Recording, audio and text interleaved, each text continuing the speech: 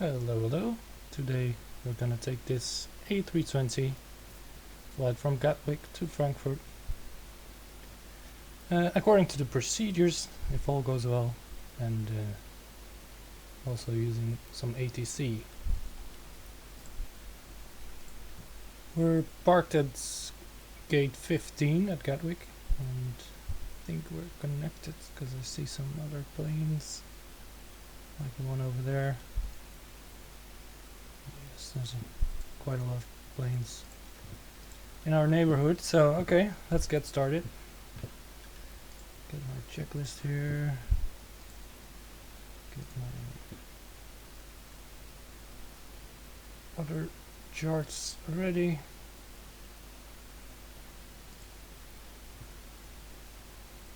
So I'm looking at the ground charts. Right, I need to generate a flight plan. Not sure if you can see that, but it'll be something like this.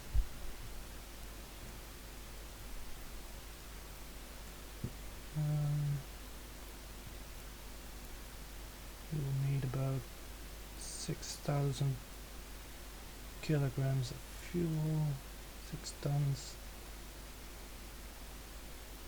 Alright, very well, I'll download this flight plan because it seems to be correct.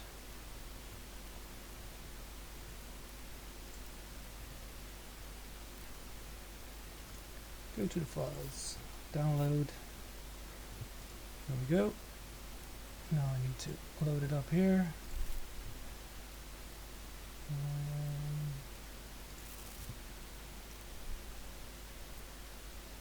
Should be this one.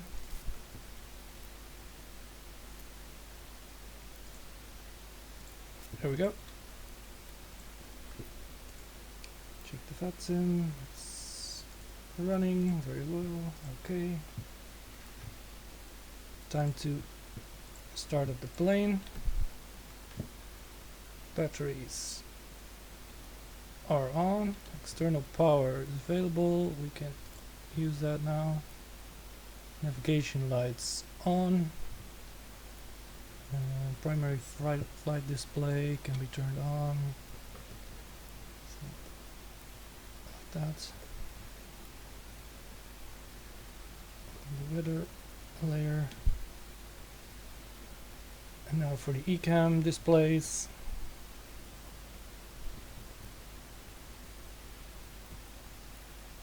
Alright. Integrated lights, we don't need that. We need to get our doors open for cargo loading.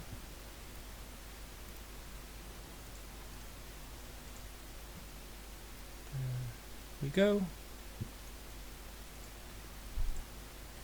And now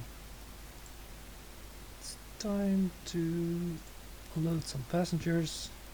We'll take about 92 passengers with 2 tons of cargo, and as I calculated, we needed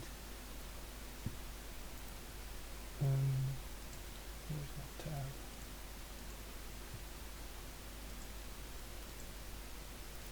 We need about 6 tons of fuel, I think.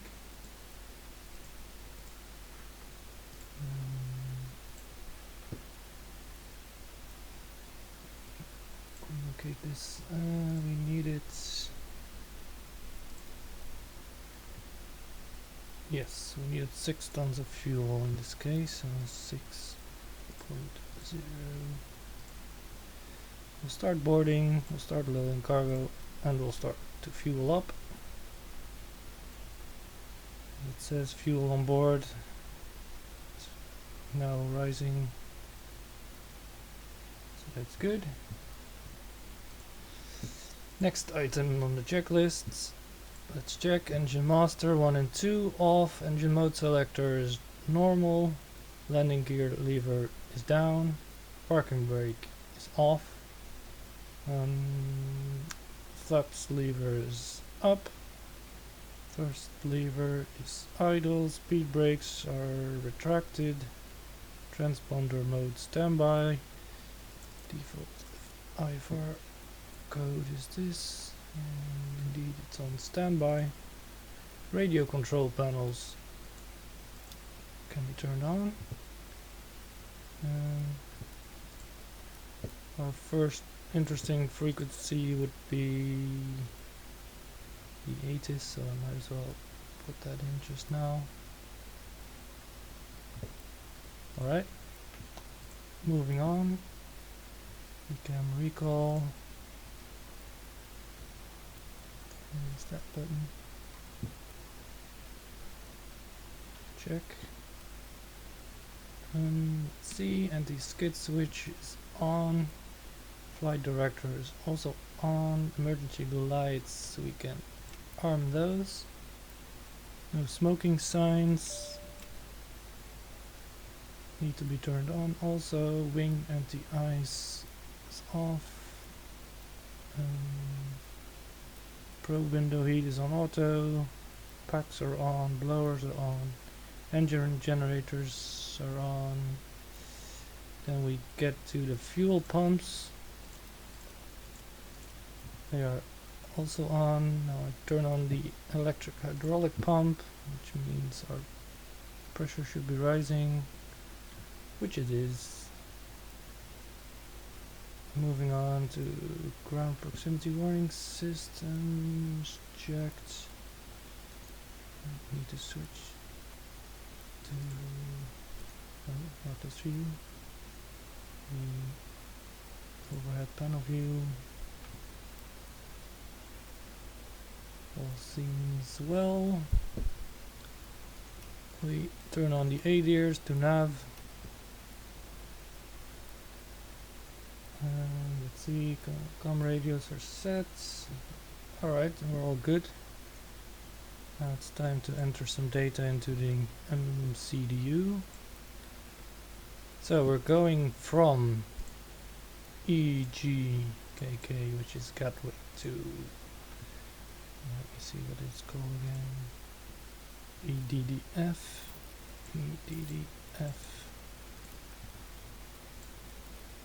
Align the IRS to get our navigation going. We're KLM 903. Oops. 937. Cost index. We'll use 35 for today. Cruise level. I forgot what I selected. I think flight level 370. So 370. Minus 59 degrees. Block fuel 6.0. Alright, moving on. We can set up the flight plan. We need to know the departure runway. So look at the weather conditions. It's a wind direction of 210 degrees, which is, I guess, closest to 26. If I look at the chart, I would estimate we are departing from 26 left. That would make the most sense, but we can turn on the ATIS if it works. Did I enter the wrong frequency?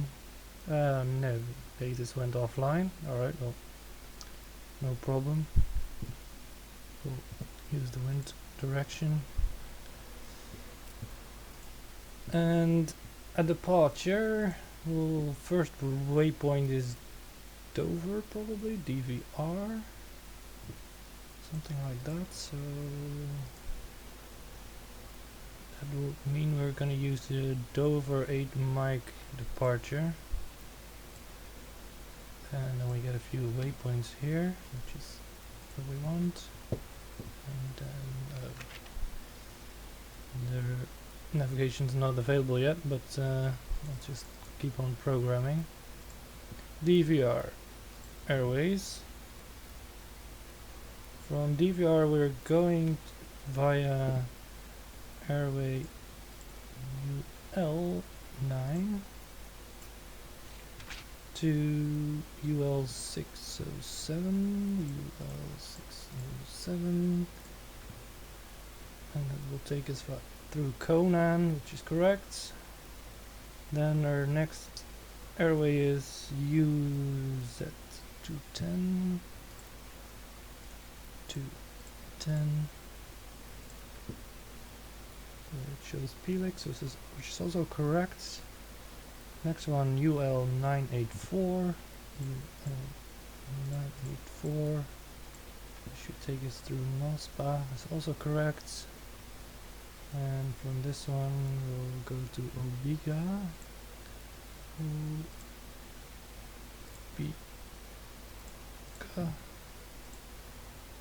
Alright, I'll enter this for now.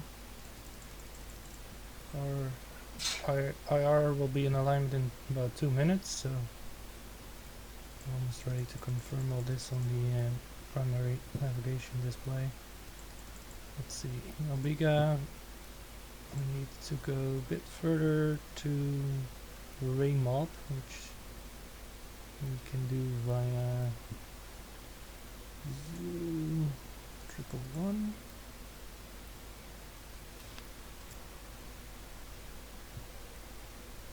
And then Raymob. Inserts. Alright, looks good to me. For our arrival, it's not yet sure which runway we are gonna use, but judging from the weather, looking at the weather now, it's the same wind direction, interestingly enough, which would probably mean ILS 25 center. That will work. Let's see, I need to look up a chart to see the best logical runway. UDVF, and let's see, I guess there won't be center, that's not very safe.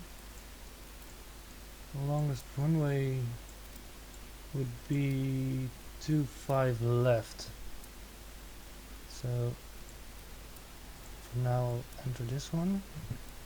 And our star, or arrival route, looks like we're coming from Ramop, so if we are lucky, we have something that looks like we can use. Wow, there's a lot of them here. Not sure.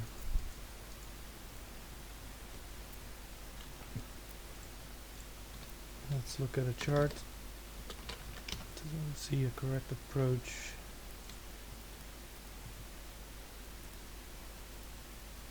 So this is 25 left.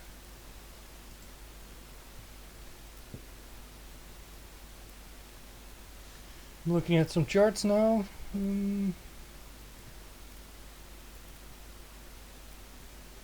Let's see.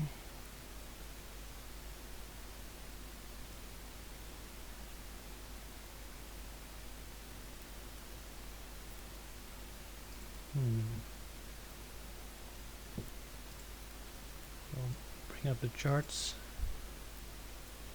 to see what makes the most sense in this situation.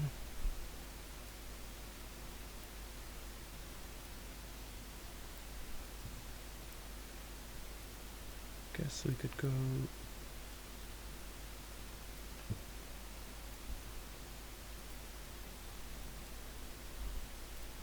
just multiple options actually, I guess.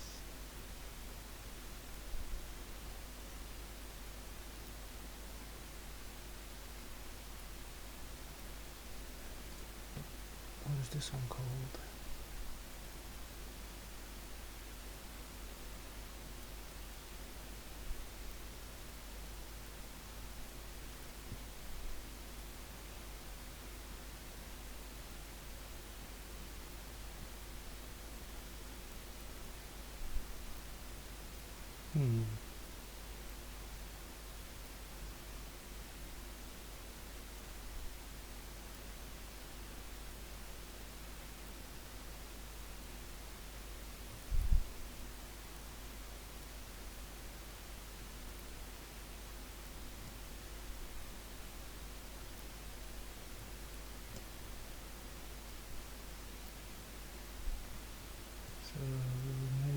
have a Latke or Orviv, which would be appropriate.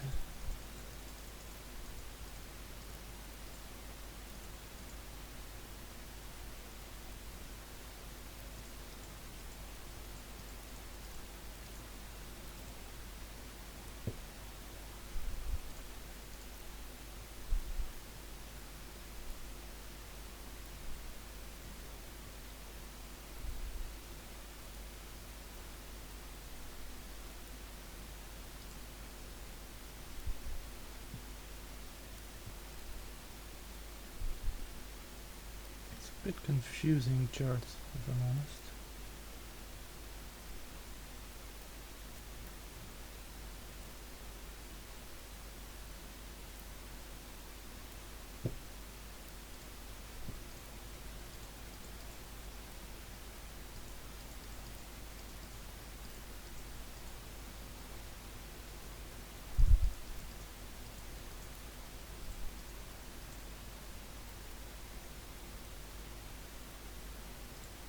Let's see how this one looks.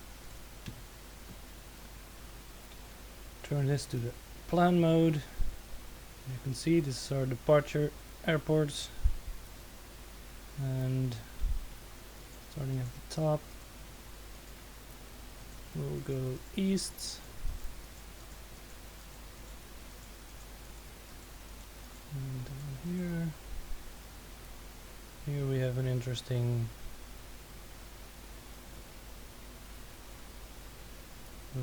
line configuration. That's not right yet.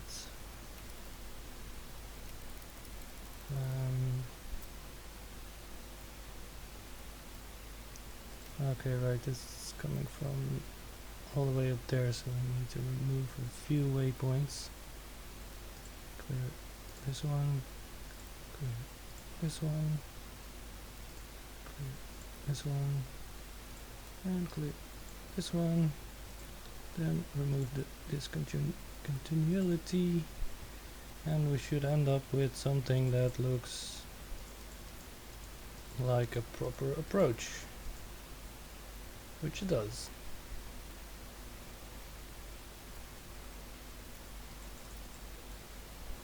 Excellent. So next phase, we go to the performance page. Flaps 2 takeoff is what I'm going to select, which will give us a V1 of 190 knots, and V rotate 128. Transition altitude 6000. Let me double check if that's correct. Not sure if it's on this chart. It's on different charts. Standard departure charts, it says it's a tiny number somewhere on the chart, it's always hard to find. 6000 transition altitude. Okay, so that's absolutely correct.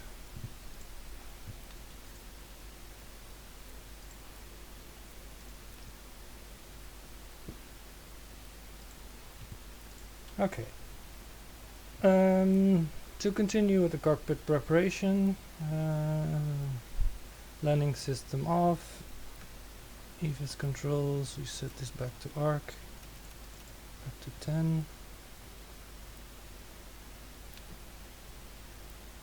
and then we have the ADF, which is set correctly, the FCU LT2 to put this up to 6000, and put everything in managed mode,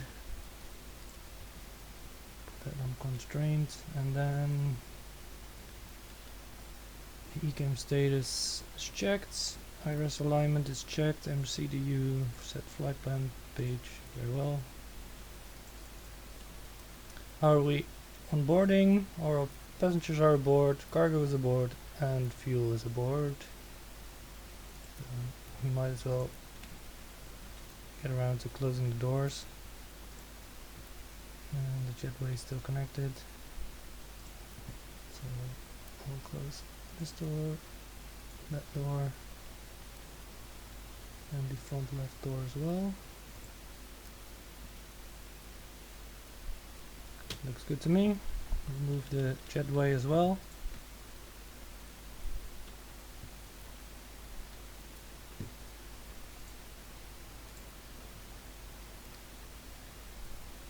Moving on, it's time to get the APU going.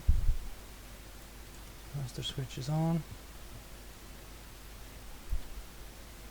Need to wait till the flap is open. The flap is open. We can start the APU.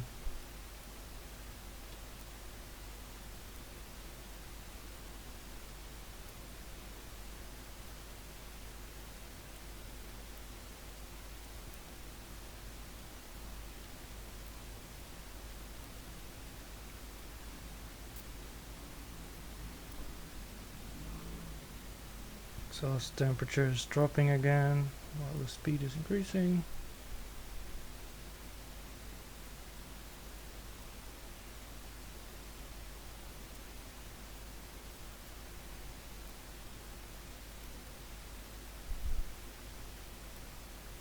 And we're almost up.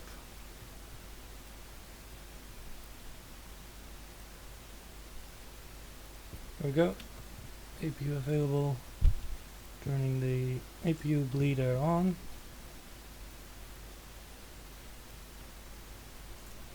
And we have pressure, that's very nice. Moving on, the parking brake can be set because we are now have hydraulic power. Which means the thrust line should be idle. Barometric reference set, so we're 1017. The local air pressure, seat belt signs can be turned on as well. External power we can disconnect because we're now self-sufficient, self-sustaining, whatever the word is. Ground surfaces we can remove the traffic cones because we're in parking brake. Wheel chucks and external power can be disconnected. And one thing remains, the doors are all closed, the beacon light can be turned on because we're about to start the engine as well. So looks like we're all set, so we can hear the APU running now. Beacon light is on. Time to get moving. So let me check how I can push back in this situation. We can push back straight and then move to the right and confirm our location. Yes, go right and move straight on. Very well. I need to switch to Unicom because there's no ATC online anymore.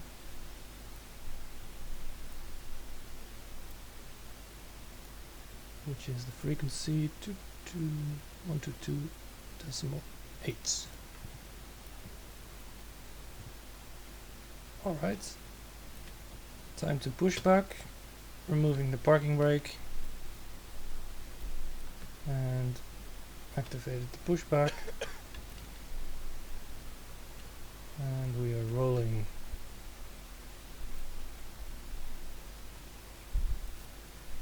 Meantime we can start the engine, so engine mode selector to start. We always start engine number 2 first. So there we go.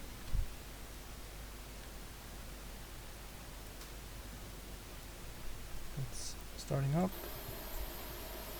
Let's see, we're all clear of traffic. We should be good to go. Our right engine number 2 is starting up, as you can see. Oops.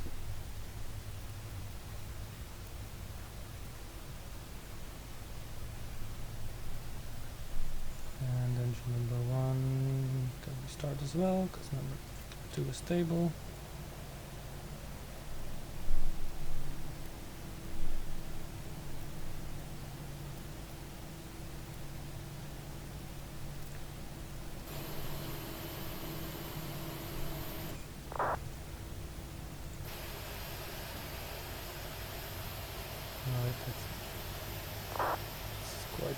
off actually.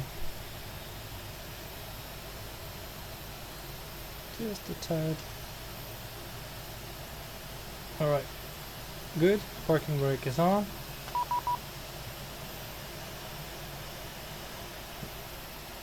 Oh, looks like ground frequencies are back now, so we need to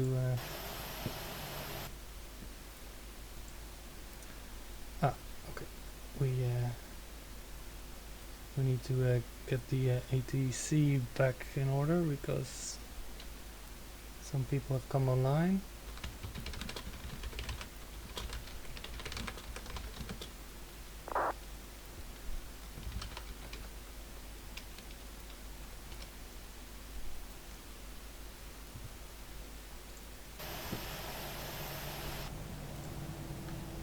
Okay, which means we also have to file our flight plan or double check it.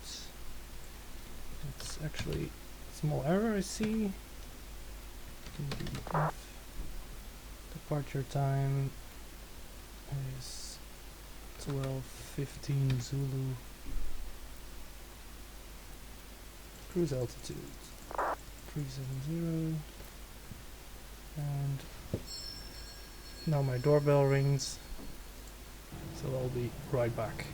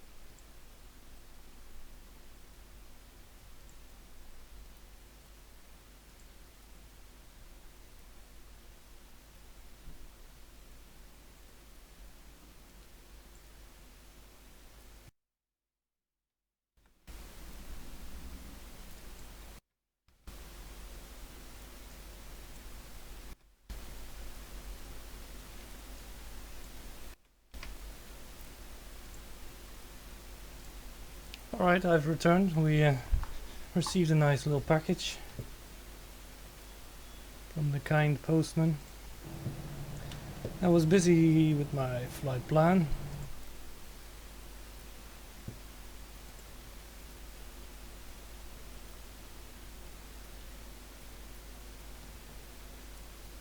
And you're absolutely right, KLM does not have a A320.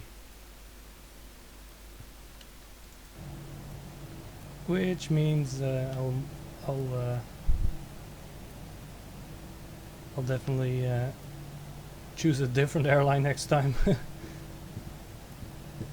a good point.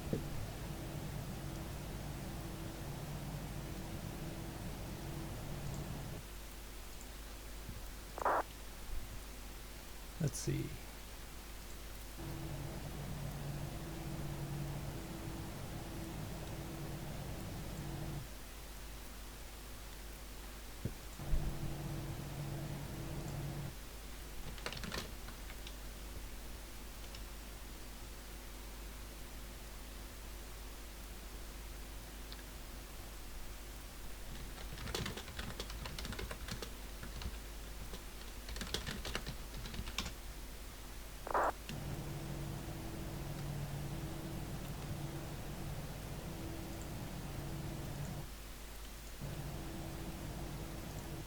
The filing of the flight plan, flight level 370, and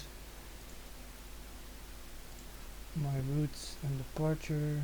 I need to enter that as well. There we go. And we were departing via the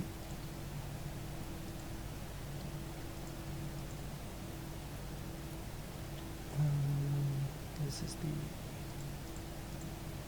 Dover 8 November departure.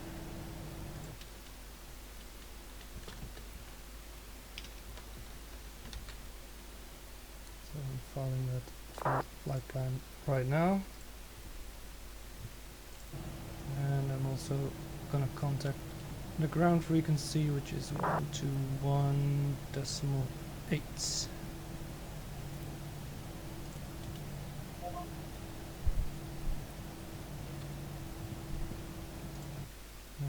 Might be a good idea to still get our IFR clearance, even though we're already out of the gate at the moment.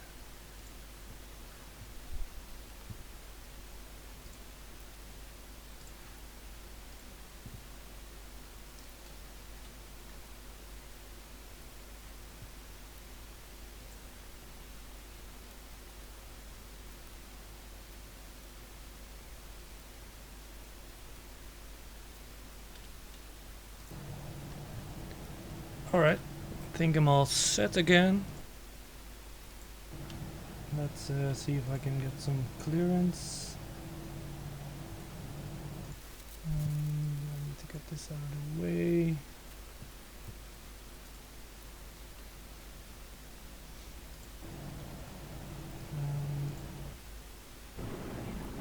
Hello, 9F37, Gatwick ground.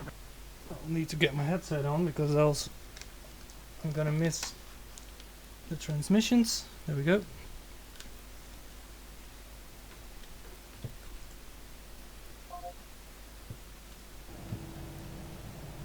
Now I heard my radio beep. What's going on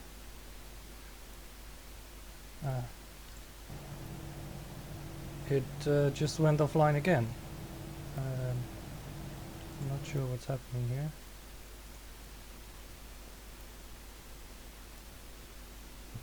Alright, well, no worries. I'll just get moving then. We're burning fuel as we stand here, so engine mode selector back to normal. APU bleed air we can turn off now because we are on engine power. Spoilers. We need to arm the spoilers like that. Rudder trim set to 0. Pitch trim. I think that's 0.8 degrees up, like that. Flight controls are good, I would imagine. It's looking good. Flaps in flaps 2 position for takeoff, and then anti-ice all good. Ecam status. You can go to the door page, see that all the slides are armed and all the doors are closed. That's always good.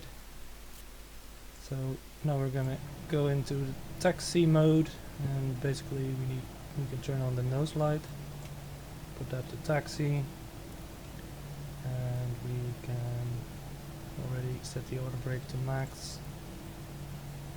Press the takeoff configuration button, which shows us we have a normal configuration. We can also turn on the weather radar. So go to turbulence and weather, and we put it on like that, and we have a tilt up of 4.8 degrees, which is good if we're on the ground. Flight directors on, transponder is on standby. Let me double check if the ATC is not back online. It's not, so... Oh, there we go, now it is. I guess they're switching people around, like they're transferring people in this position. So I'm gonna wait just a second and see if he stays online, and in that case I'll definitely ask for IFR clearance and taxi instructions. Let me see if any of my viewers have said anything.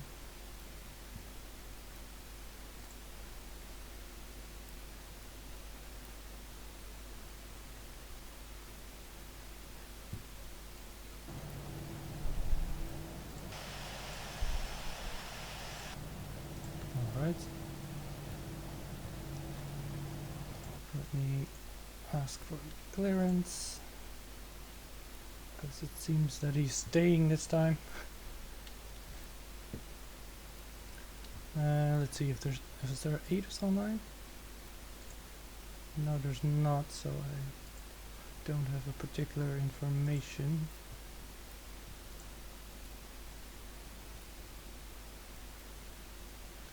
It's gonna be a bit hard to explain. I guess I'm now on 31 right, basically.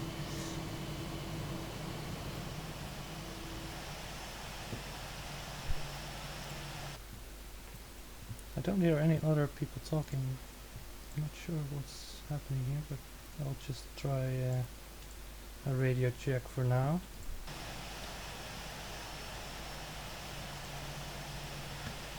KLM 937 requesting radio check to ground.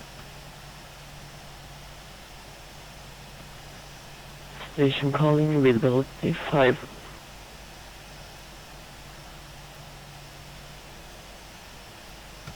Roger, thank you, KLM 937.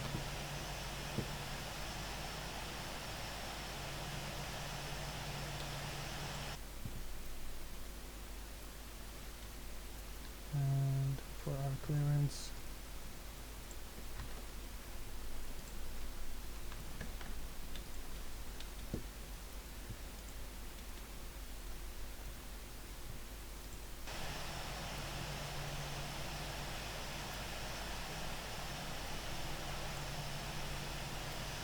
I'll need to get my paper and pen ready to quickly make notes.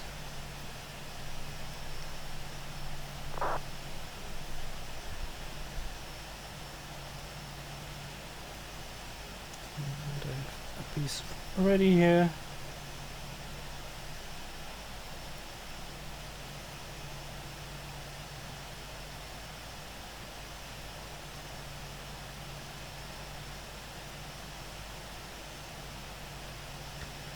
Gatwick ground, hello, KLM 937, stand 31 right, requesting IFR clearance to Frankfurt.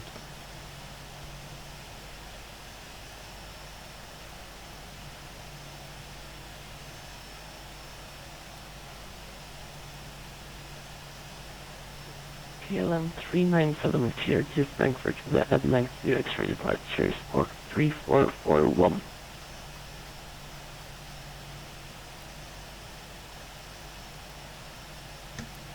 Taken departure for KLM 937. KLM 937 to add to X-ray departure.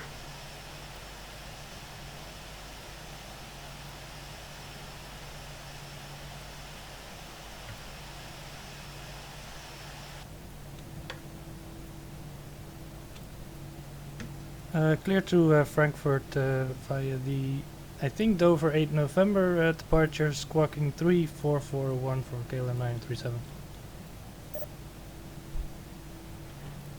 Native KLM 937 Adjunct to X-ray departure squawk 3441. Okay,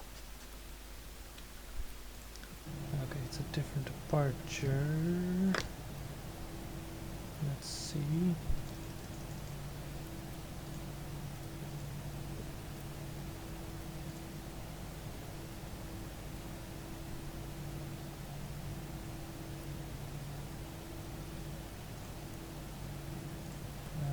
Departure 26 left.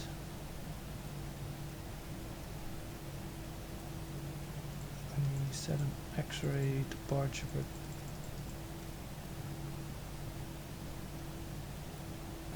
okay,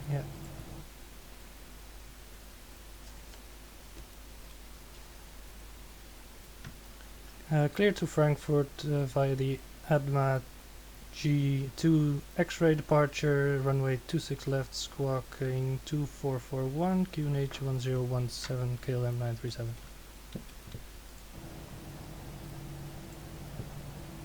KLM 937, confirm squawk 3441. Confirming squawk 3441, KLM 937. KLM 937, read the correct QNH 1017, report when ready. Read back correct, QNH 1017, will report when ready, KLM 937. So our squawk was 3441. And I'm gonna put that on. So I'm gonna review my departure because it's changed a little bit. Right, okay, that makes sense to me. Okay.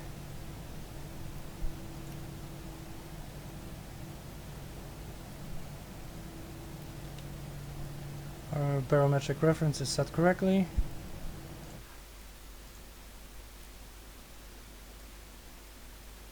Yeah, there's no ATIS online at the moment, so I can't check the current information of this airport.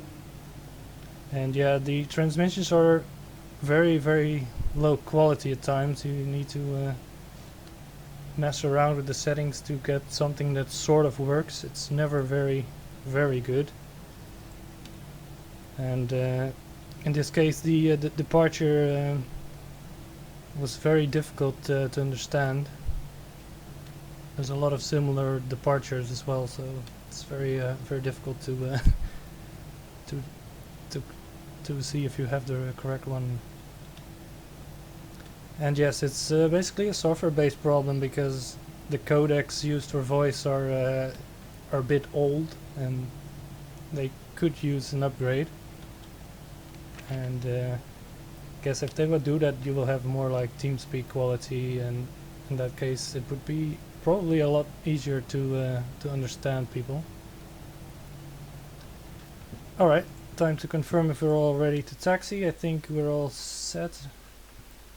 I'm not put squawking mode C on as well because we're moving anyway.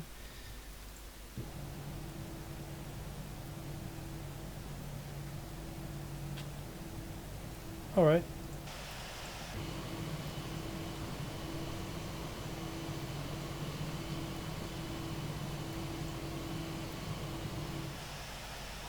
Time to let them know we're all ready. Gatwick ground, KLM 937 at stand 31 right is now fully ready.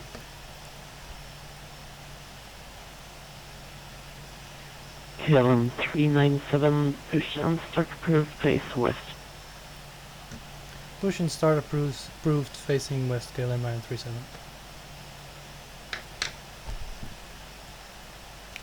Right, technically we already did our pushback because we started at that gate when there was no ATC online.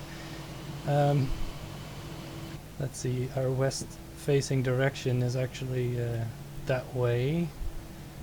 So I'm just gonna turn the plane a little bit if we can. really hard to turn otherwise. And parking brakes released. And I'm just gonna give us a little bit of thrust. And we should get moving a little bit now.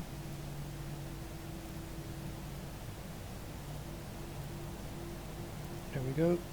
Engines back to idle. And we're gonna face west.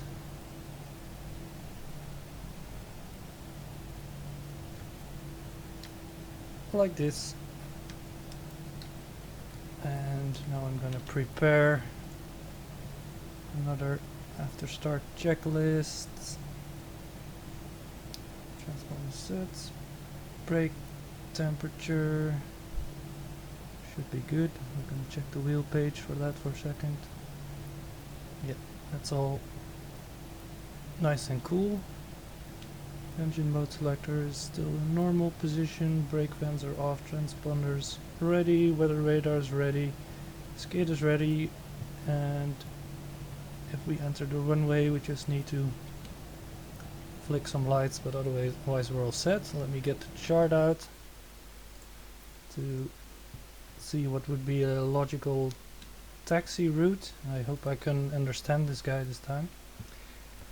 So we're currently on Kilo. We could expect Papa and perhaps Zulu to end up at either Alpha 1 or Alpha 3 or Mike 1 or Mike 3. I'll just need to write down quickly what the instructions are. Gatwick ground, KLM 937 requesting taxi. KLM 937 taxi holding point Alpha 3 via Kilo November and Alpha November. Taxi to holding point Alpha 3 via Kilo November and Alpha November KLM 937.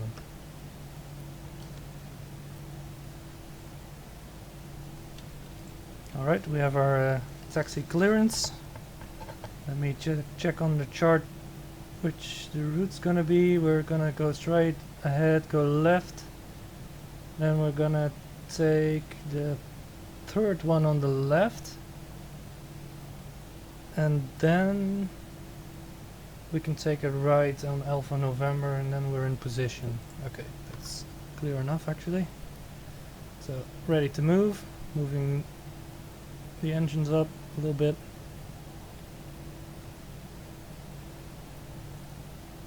A little bit more perhaps. There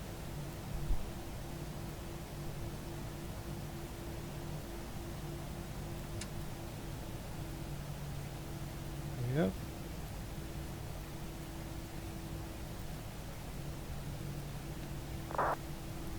I'm wondering if tower is online. No, there's no tower, just ground, so we don't need to program tower frequency. So we're moving on Kilo, as we can see on the ground as well.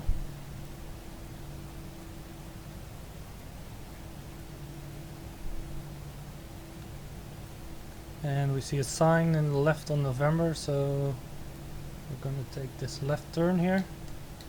Slow down just a little bit.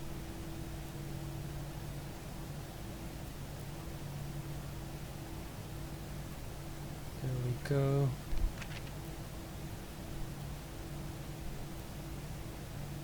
Hello little truck. Just passing in front of us if it's a normal thing. Now we need to count our exits. We see a first exit on the right, we don't need that one, and then we need to take the third left one, which is Alpha November. So this is Juliet. This is Zulu. And this is Alpha November. KLM 937, no further AC available. Monitor Unicom now on 122 Smooth. Have a nice flight. Goodbye. Going to Unicom 122.8, thank you for your service, scale in 937.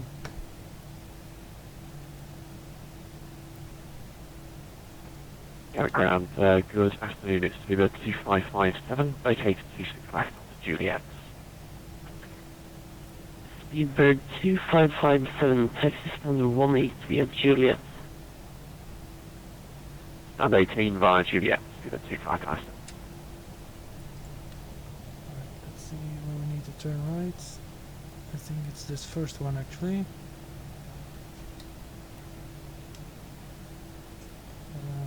I need to confirm that for a second. We should just go to the left here, and then we're all lined up.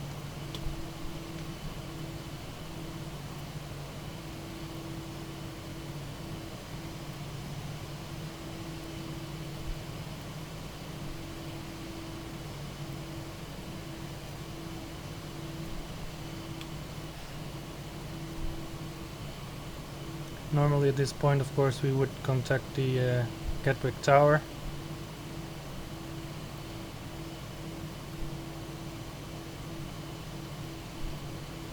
But since there's no further ATC online, we can't do that. So we're switching to Unicom. And I'll just announce on the Unicom frequency that we're departing 26 left. Let me type up a message. GKK traffic.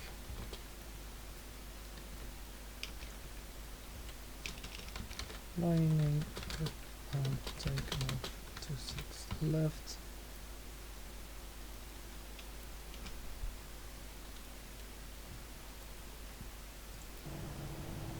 Alright, that's all set. Since we're entering the runway, we can turn this to takeoff. We turn on the landing lights, turn off, and the strobe. And we're all set in terms of lights. Now we can line up. Might as well check the skies if anything's landing. Okay, so we're good.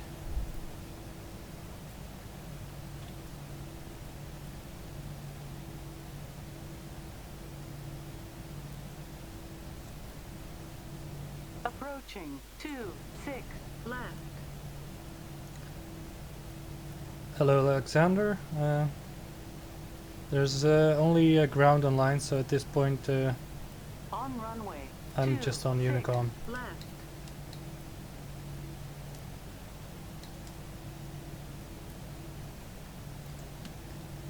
Alright, lined up. Get my checklist for takeoff. And we are all set. I'm gonna start the chronometer. And we're going to apply thrust for our takeoff. Set to flex.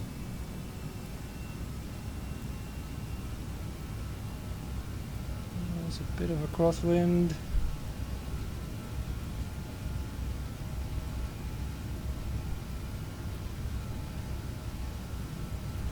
There we go. V1 and rotate.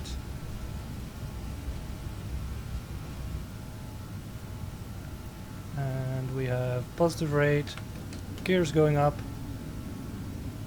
Gonna fly this manually for now. We'll have a very steep right hand turn coming up as well. Just a tiny correction there. Okay. We can disarm the ground spoilers. We go to flaps 1, speed checked.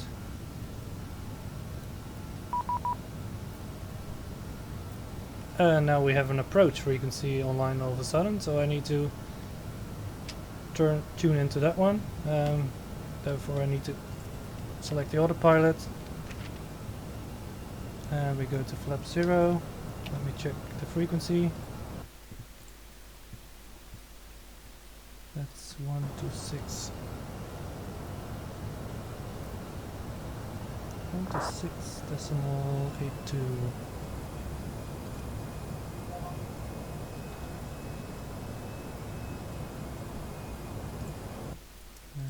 Right, there we go.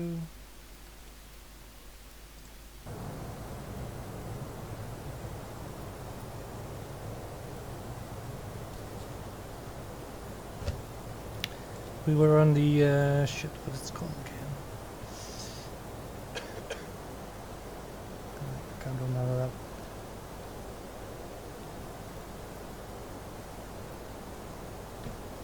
Gatwick departure, good day, KLM 937, passing 40.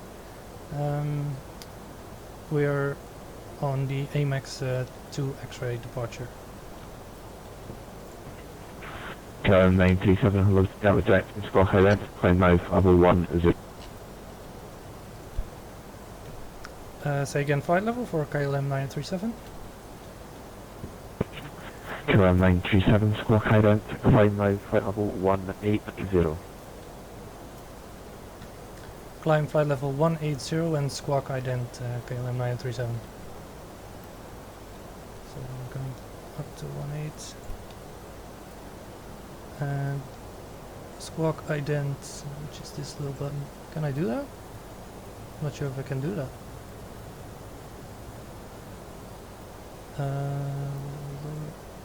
Lower pedestal I need. Ooh.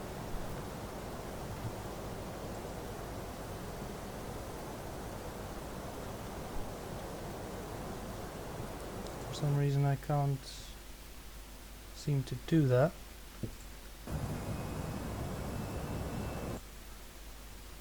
Oh wait, there's a button also in the client. Oh, I didn't even know that. Okay, that's good. Are we on course? Ooh, looks scary from this position. Okay. We're on altitude constrained, which means we're limited to 4,000 feet. And we've just passed that point, so we can climb up again.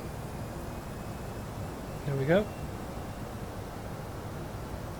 We have Alt Star, speed is managed, navigation is managed. Our speed limit is 215 knots, which we are abiding by.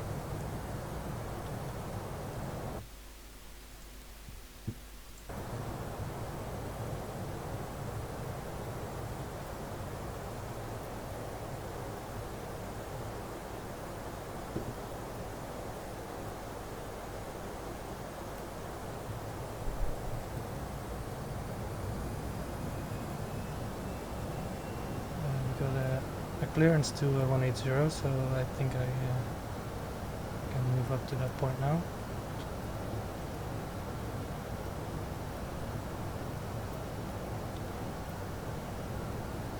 We've passed the transition altitude, so we're going to standard pressure. Let me see if I did everything according to the checklist. Flaps are up, spoilers are retracted. Gears up as well.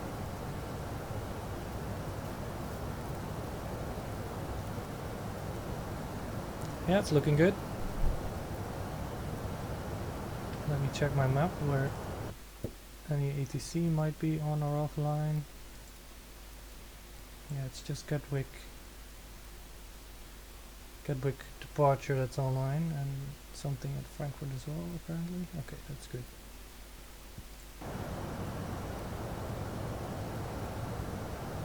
We're passing 10,000, so that means we can turn those seat belts on, allow our passengers to move.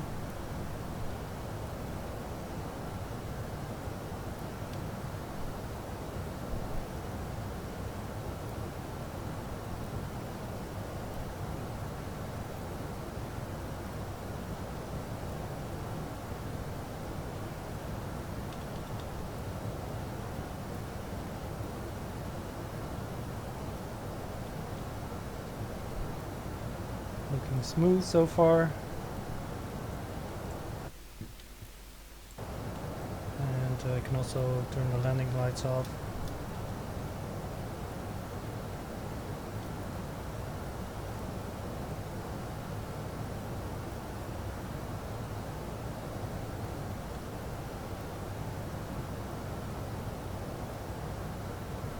If we're lucky, the ATC might clear us all the way up to our cruise level of 370.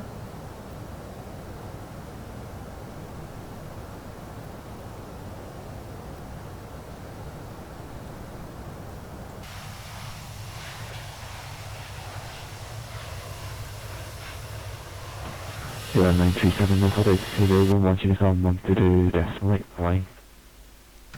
Going to Unicom 122.8, thank you, KLM 937.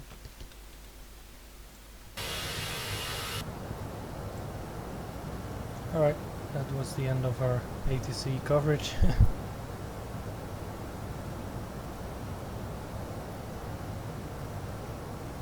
122.8, now on Unicom. Increase the range a little bit. Yeah, after this waypoint we don't have any normal constraints anymore, so that means I will be climbing up all the way to 370.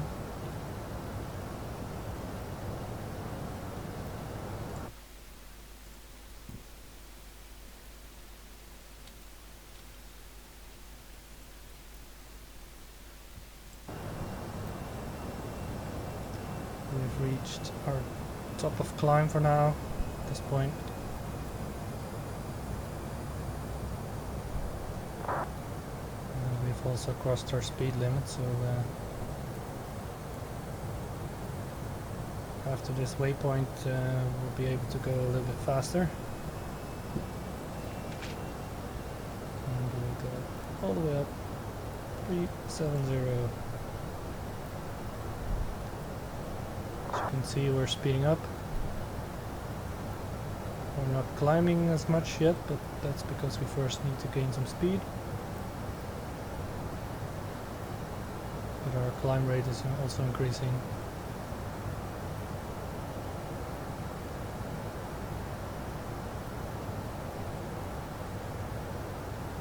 Let's switch this to airport mode.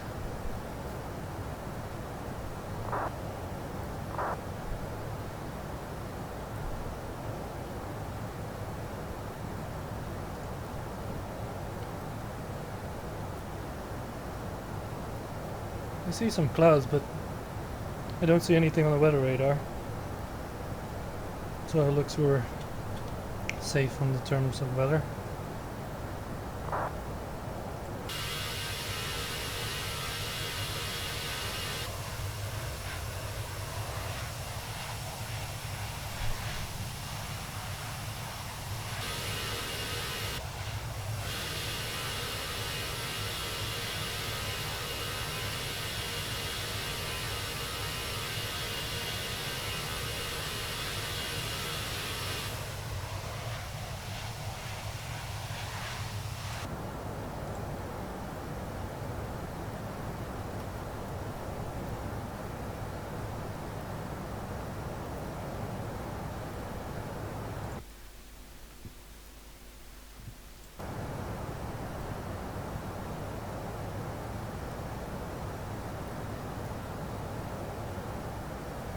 Nice and steady.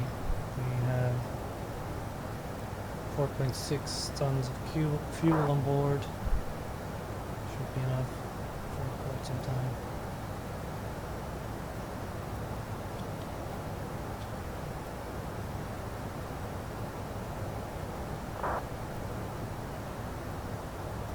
Our top of the climb will be in about 13 minutes, and our estimated top of descent will be in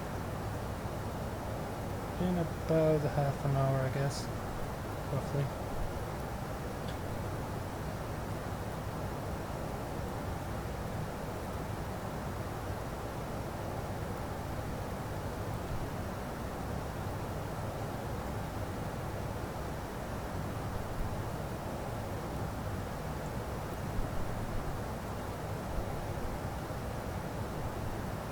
There's some other planes in the neighborhood, like this one, or this one.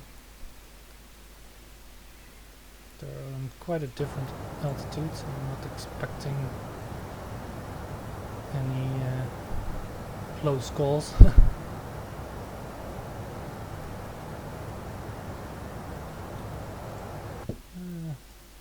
Just taking a look at the weather in Frankfurt. Looks like it's all clear. 23 degrees. It's rather nice weather.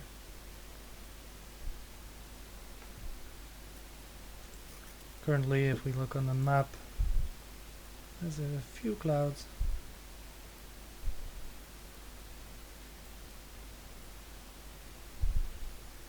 But looks like good flying weather.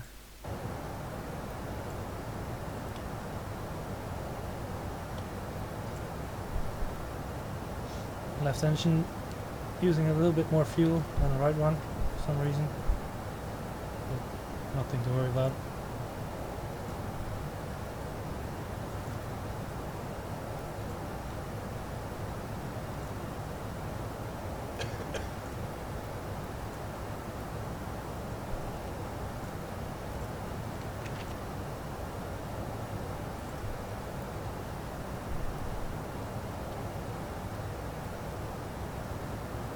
Seems there's more and more ATC coming online.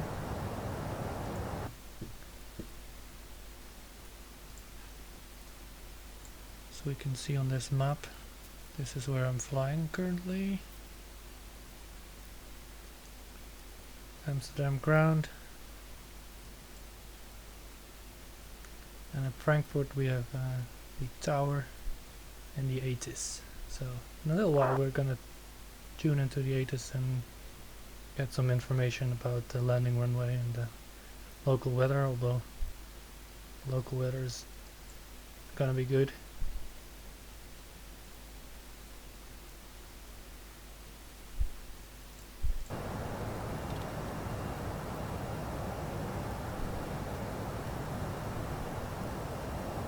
Still a little bit of a climb to go, but in about 25 nautical miles we'll reach our top of climb.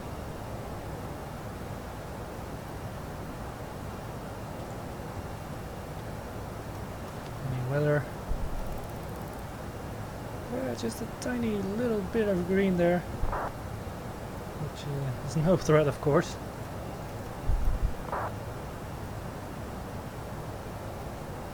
Let me look up the charts in advance for Frankfurt, so I don't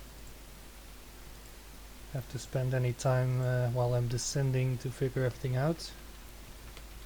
Charts.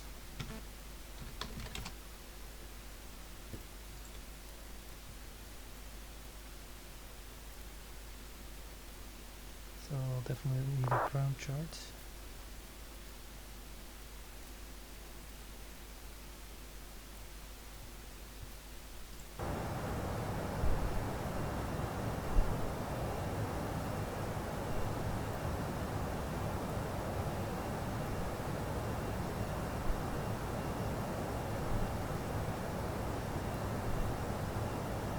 Our airspeed is increased, almost up to 300 knots, and it might go just a little bit faster when we reach our cruising altitude.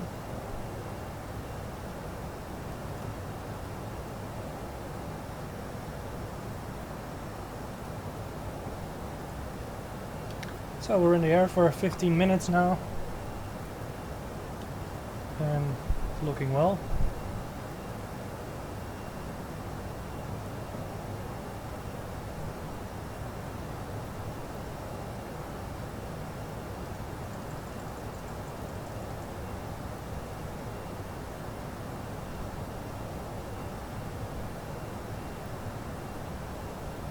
So this coastline here, that must be the Netherlands.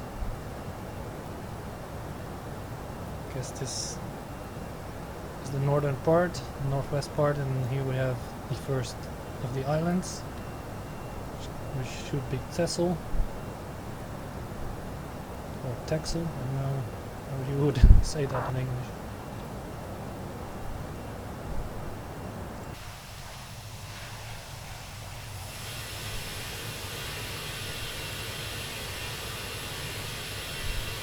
starting to leave behind some vapor.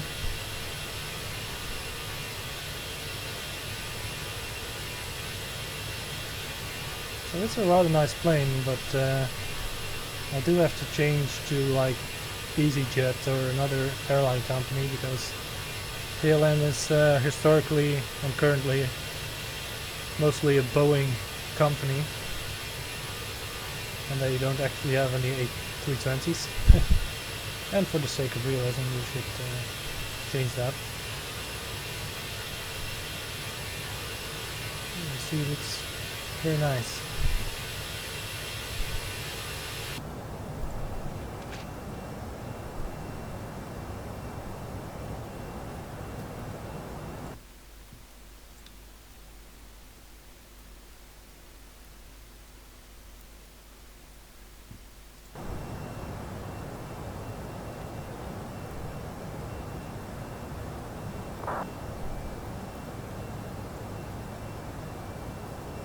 So as you're saying, Elvis, you're indeed correct. There's no A320 in the KLM fleet, I think. I think the only thing you have is a A350 or 30 maybe.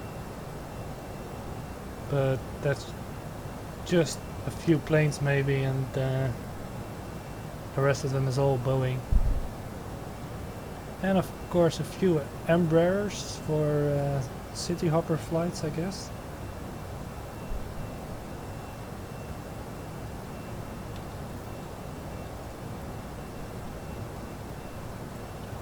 So time to read a newspaper.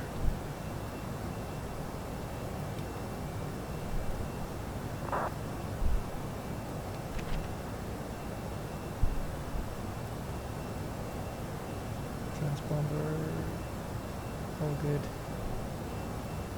So a fun little thing I discovered in this plane is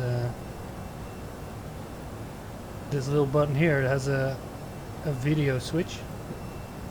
And there's actually a little video monitor right above here that can show you who's on the other side of the cockpit door. So if I turn that on, we can look directly behind the door. So far I think it's a static image. I have not seen any flight attendants roaming around back there. Would have been a nice small little addition.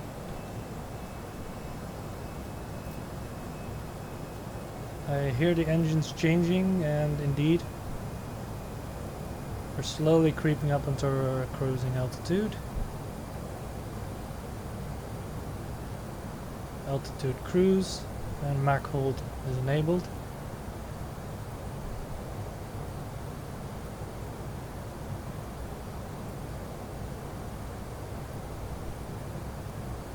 And come on, take over.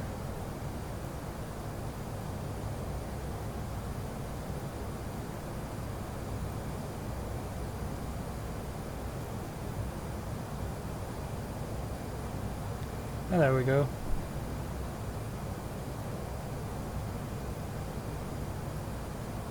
We have a ground speed of 491 knots. Is something I can't really calculate out of the top of my head, but it'll be about 800 kilometers an hour. That's an interesting looking feature. So if I look at the map, we've made landfall in Belgium. Why did I say it was Texel? That's not even accurate. It's Zealand. I was way off. So we're in Belgium, of course. Somehow I had Newcastle in my mind, which would explain this piece of land, but it's one of our most southernmost provinces.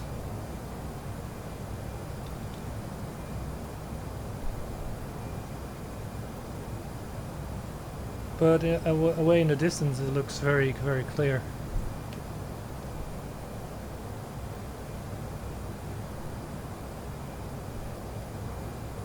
4,000 remaining. And we see some other traffic here on the TCAS display as well. We have another flight at 800 feet lower in that direction. In nighttime it would be a lot easier to spot if you had the lights on. But right now it's going to be very difficult. It's also quite far, like 30 nautical miles out. We pop up the map. It's going to be this one here, an A321. Oh, and there's also one right behind us. That's interesting. Not to mention on the same flight level with a higher ground speed. That's undesirable.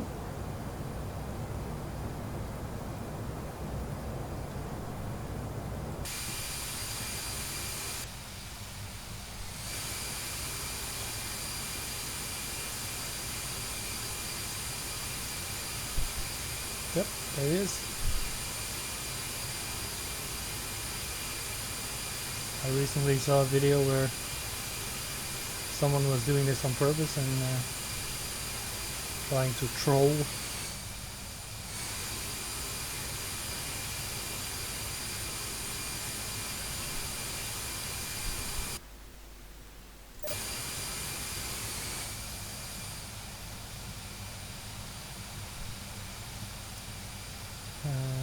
Yep.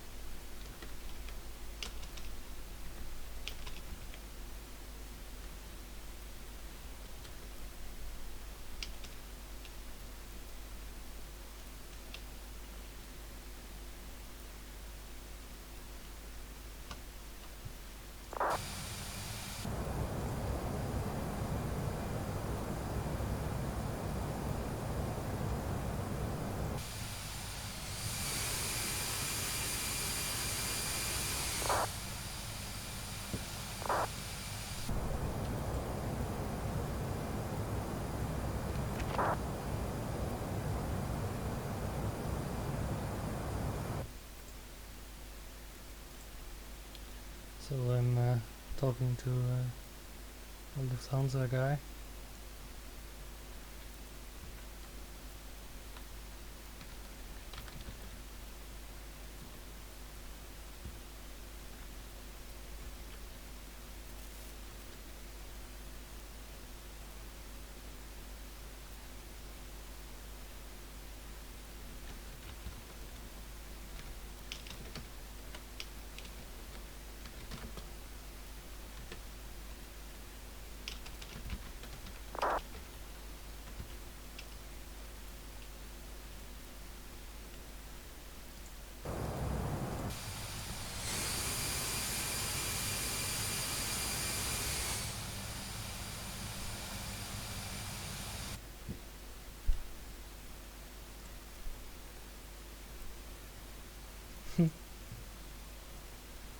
He's also going to Frankfurt, but he took off in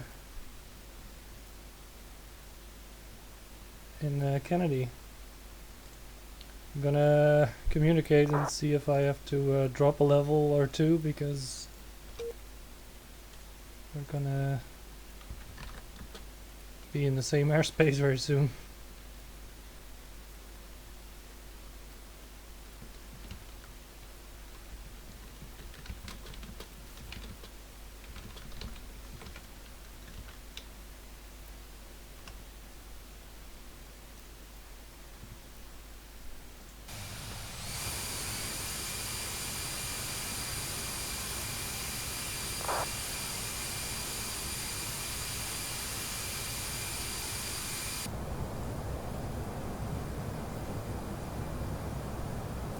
I think it's really just a coincidence. Oh, he's already descending. That's good communication there.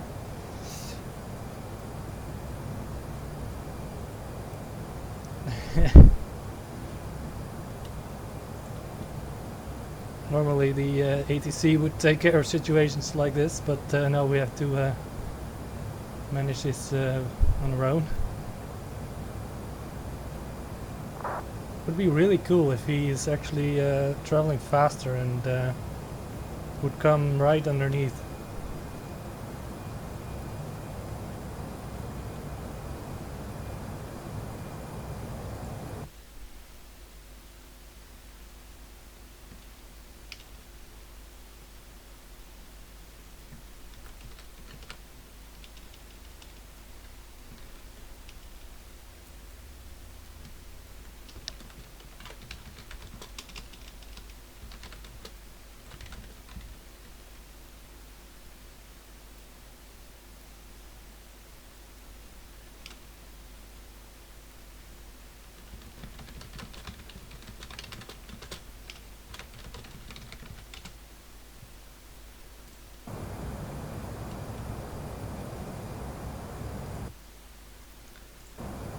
Is he going faster? Ground speed 524, 492. Yeah, we should be slowly catching up to me.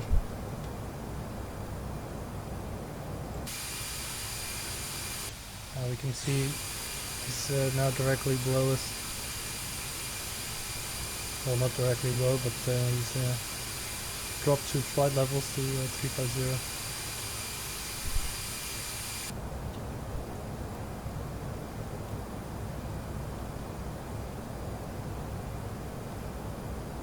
We can still see him here.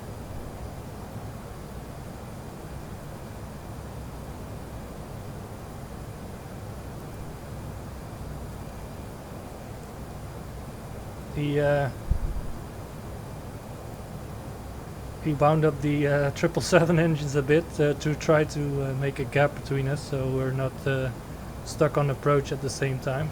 I think that's a smart thing to do.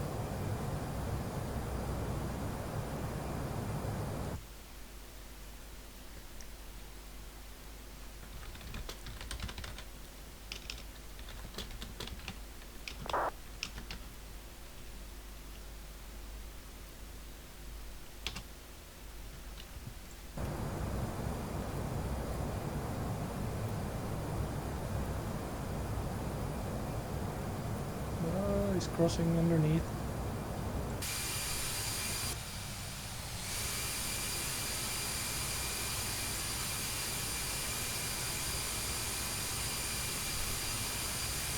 This is not a scenario that I've come across ever before. I mean, I've seen people flying on the same routes, even in opposite directions, but not that we're really stuck on the same altitude and we have to pass each other on the way.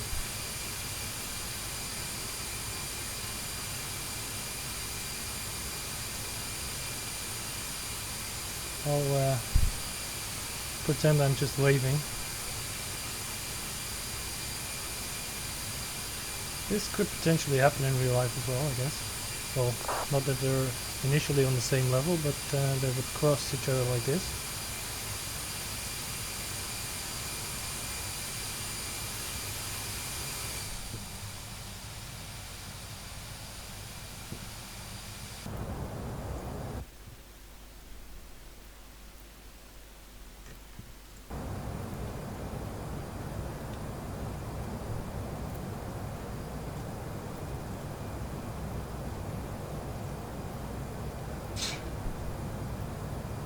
Won't be long until I can see him from the cockpit window, I guess.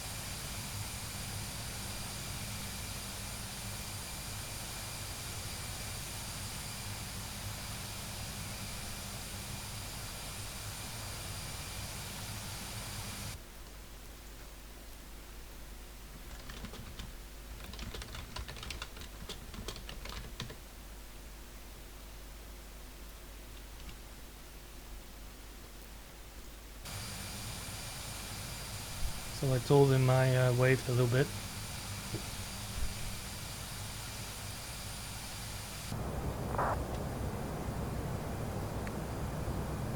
And he waved back. That's that's very kind.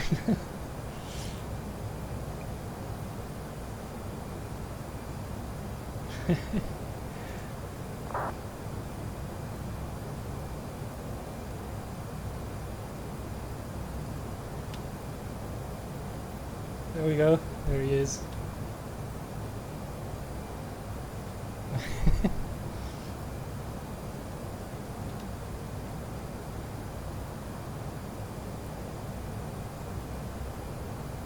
Small bump of turbulence for some reason. Alright, how much time till we reach our descent point again? That will be in about 10 or 11 minutes. 10 minutes actually, okay.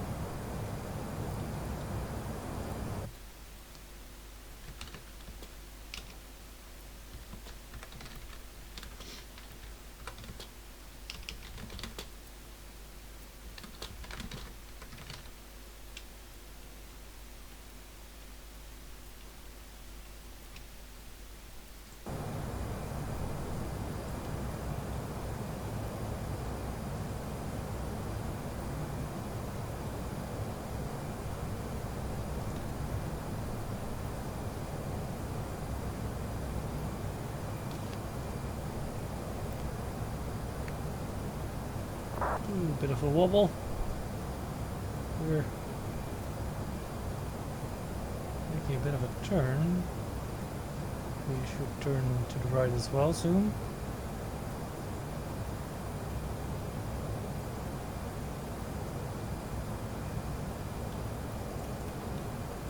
This is still very interesting to see. Ah, looks like I'm on a slightly different track. So he crossed me just in time. Now our ways are are separating.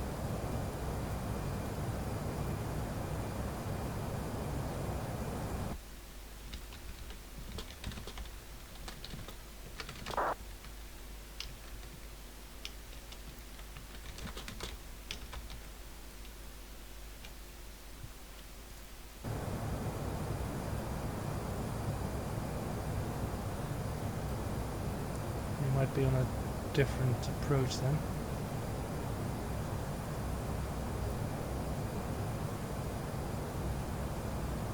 Let me try and see if I can tune into the ATIS and get the runway information, stuff like that.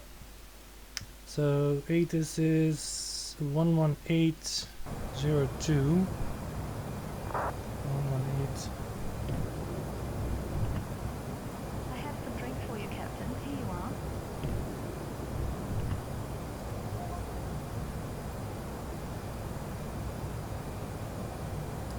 You might not be in range.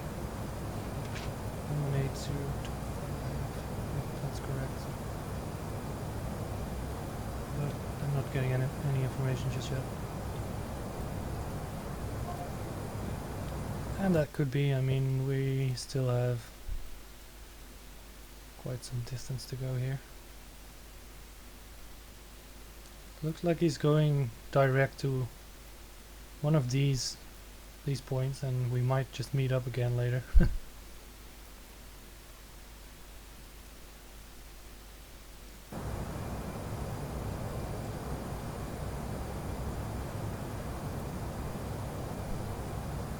can still see him.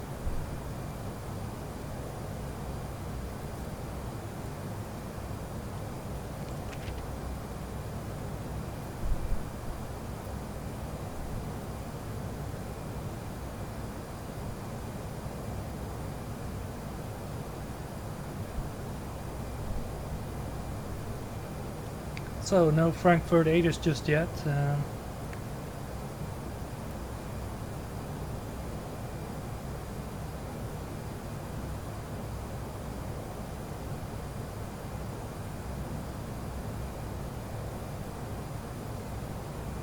Seems he's on the on a different approach into runway 25 right. I think I'm on 25 left. So that's what makes a difference apparently here already.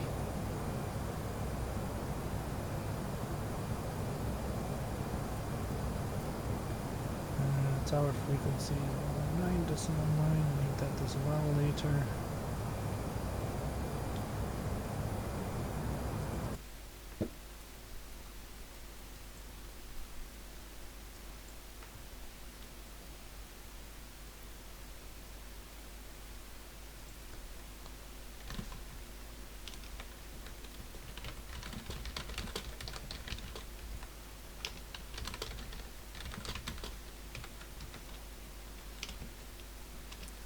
I'm heading for 25 left.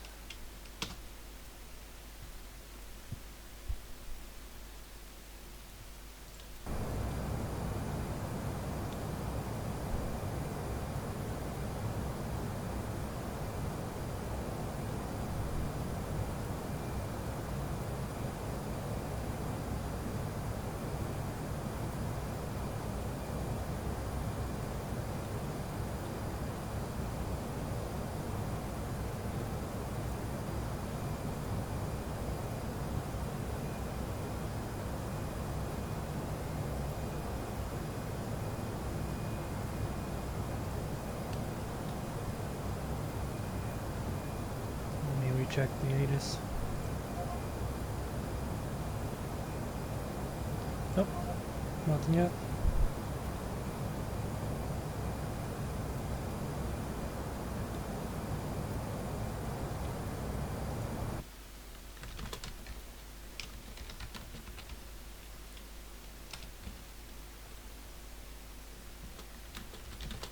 I just thought 2.6 right looked a bit longer.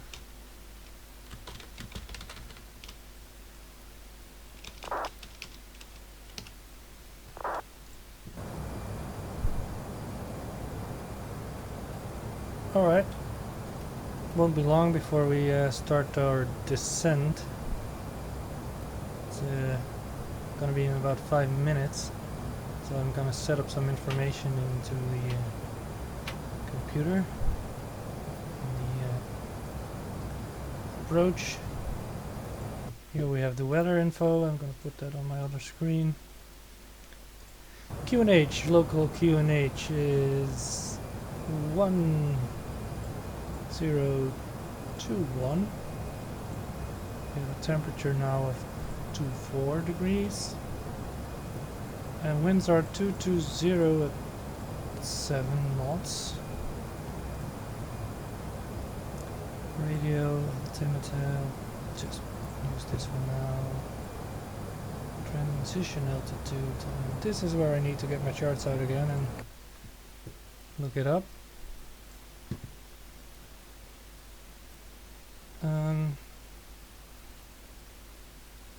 Transition altitude.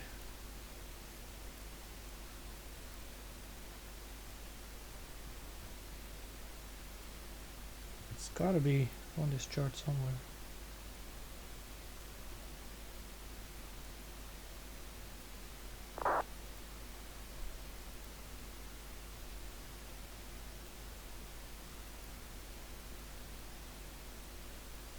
Usually it's easy to find, but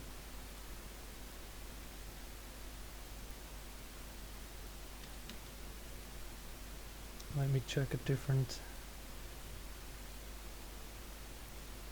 transition to final approach. Transition altitude 5,000 feet. There we go. 5,000 feet. Right, looks like we're all set. Here we have our descent coming up.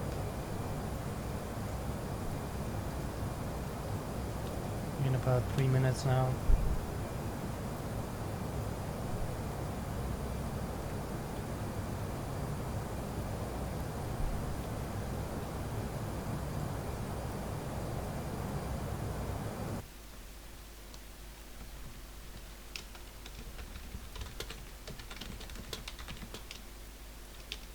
Wasn't moving.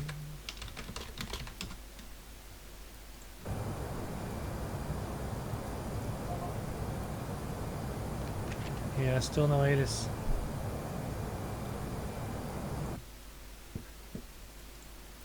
That could be accurate. I mean, I'm not sure about the range of that the ATIS. But we're getting closer and closer.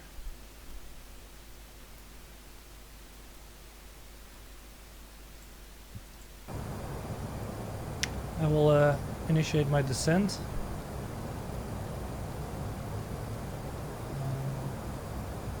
Enter this.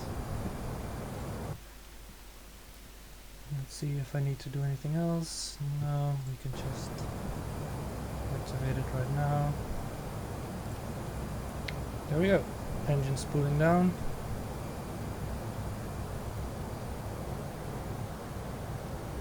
And we're a bit early.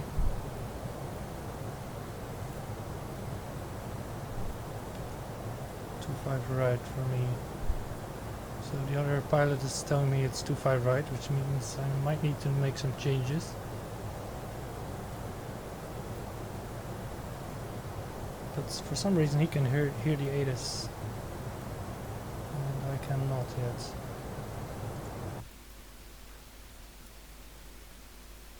One 118.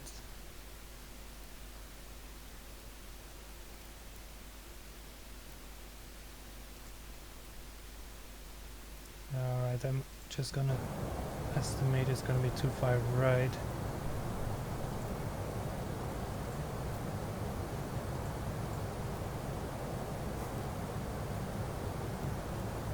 Frankfurt Airport information. Oh, there we go. 1422 Zulu. It's Wind 218 at 7.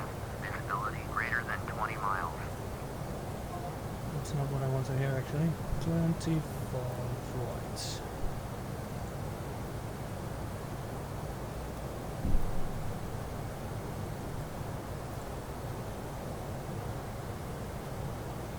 He's on the particular approach, which I'm gonna copy. It's gonna go with this one. I'll insert that as well.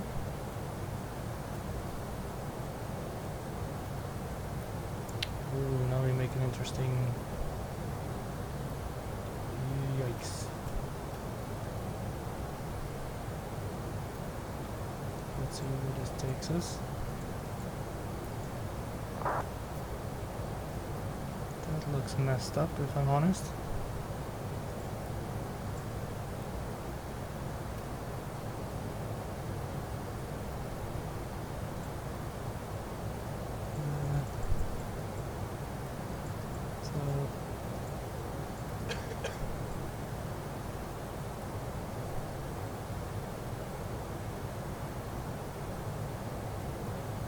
First heading to Rokin.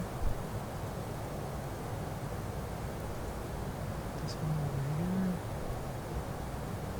That's not correct at all. Past that one.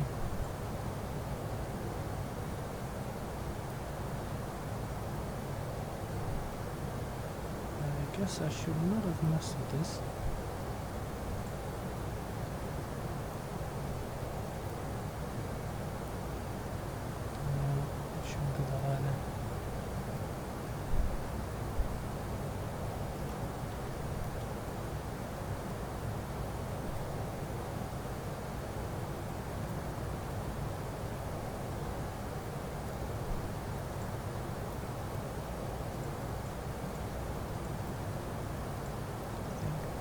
This could work a little bit better.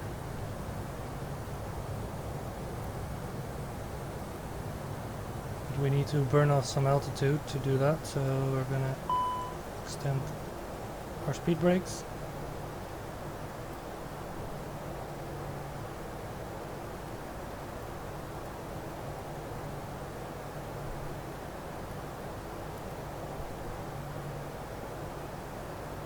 And we can turn the seatbelts to auto.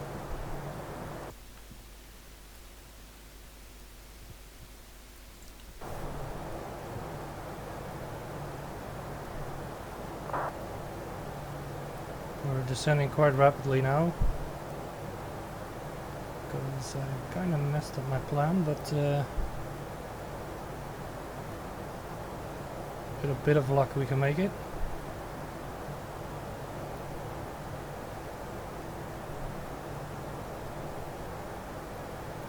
So the tower frequency is 119.9.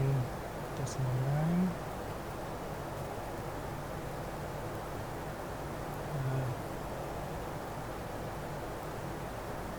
one.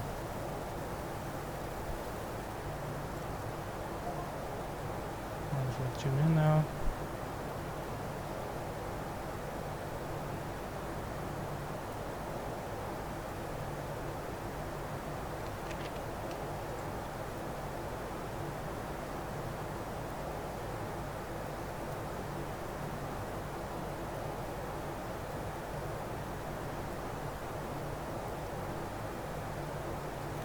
Just gonna confirm the active runway.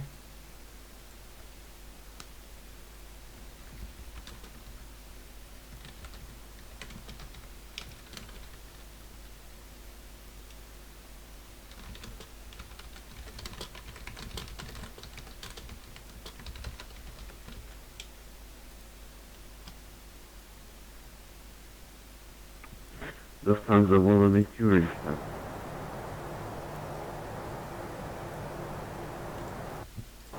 Lufthansa feedback that we point runway 18 via November. Taxi holding point runway 18 via November, Lufthansa 18.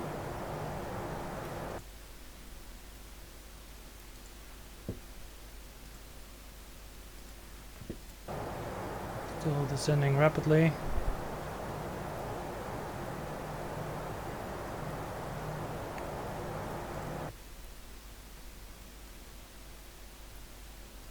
Just get the ground chart ready as well. Ooh, that's a complicated airport actually. Yikes.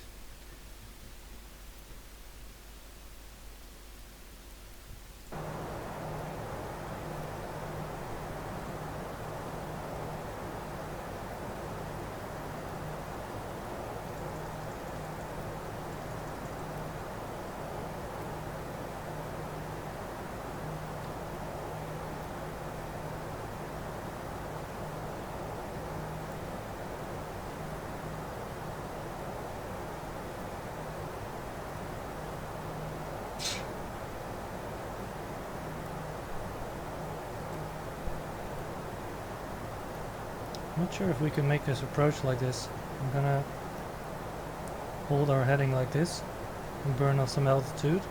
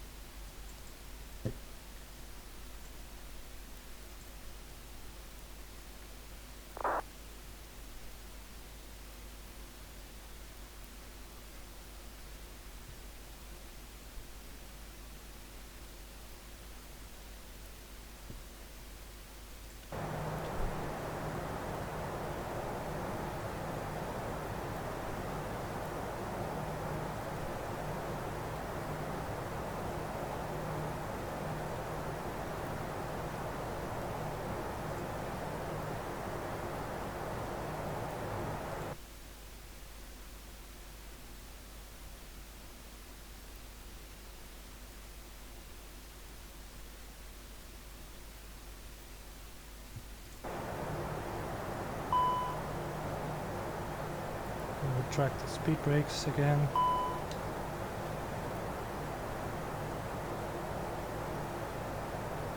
Alright, we're descending nicely again now, so we're kind of back on track.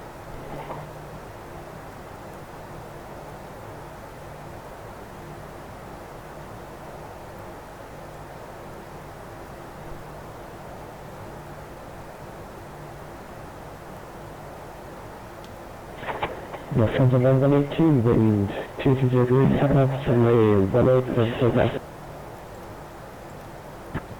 Runway 18, back your speakers from the runway. Thank you.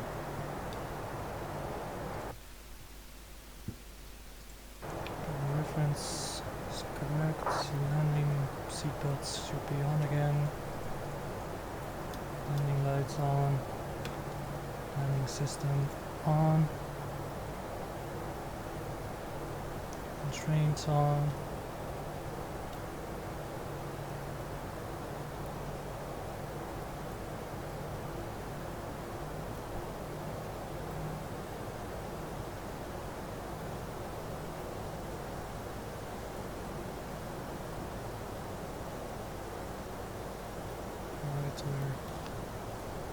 inching our way back to the airport a bit.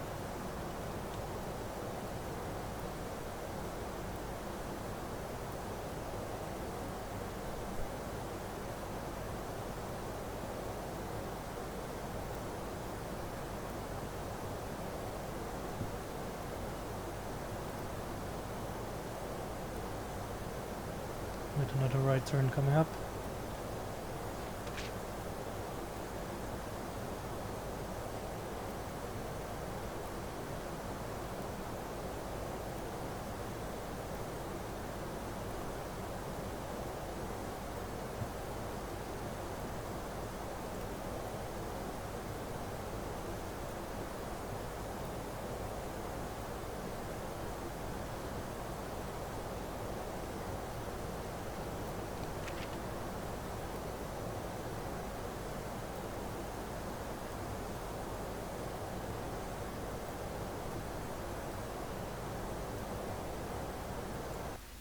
It's always a busy part of the flight.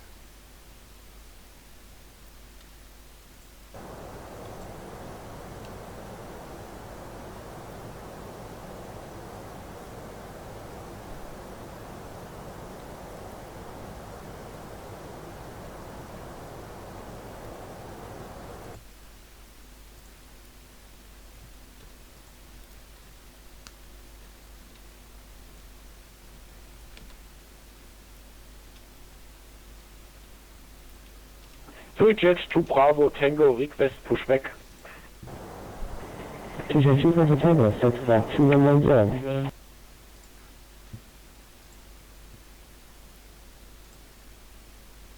Squawk set, 2 jets to Bravo Tango.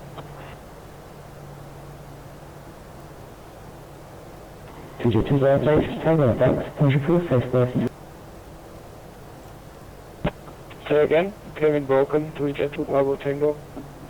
2 jet 2 Bravo Tango, push approved, face west. Push is approved, facing west, 2 jet 2 Bravo Tango.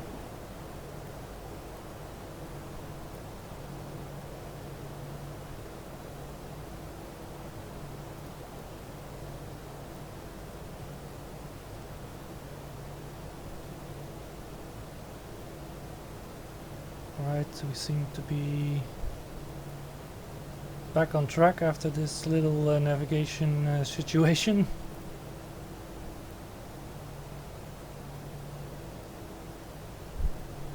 And the other pilot Lufthansa runway 2, go further if you see a level, position from 122 left right for now. straight in front of us again. I think it's the same guy.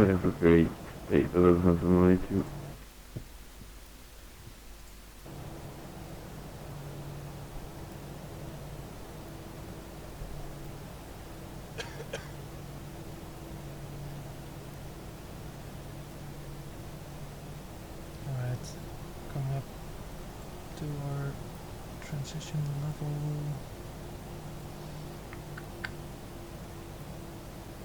Seatbelt signs are on, landing lights are on, landing system is on.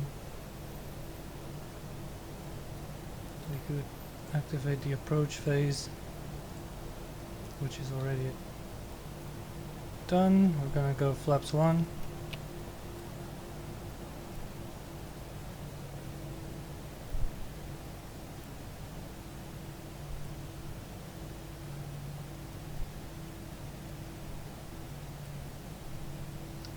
Flaps 2, activate the approach mode. We are now on the localizer.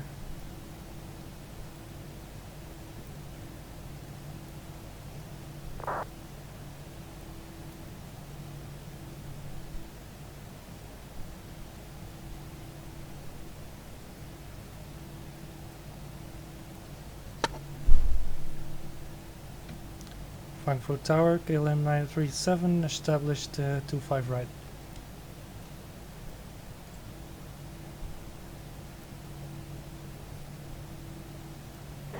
KLM 937, Frankfurt hello, wind 27 6 knots, 25 right, clear to land. Clear to land, 25 right, KLM 937. Hello.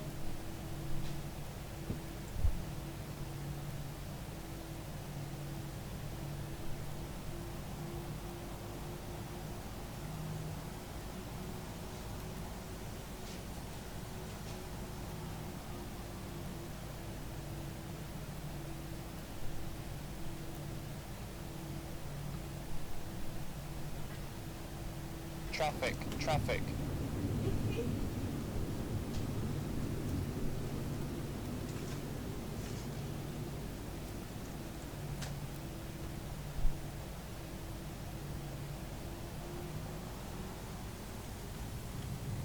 Arm the spoilers. Auto brakes to medium.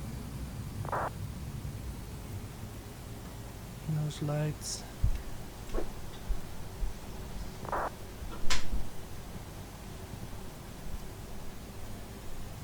Established on the glide slope. Flap 3. Flaps full.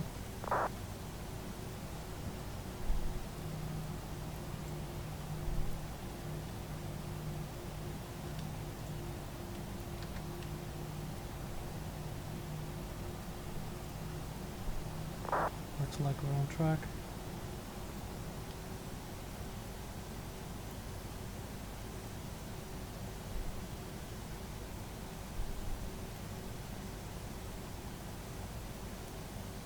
There's the runway.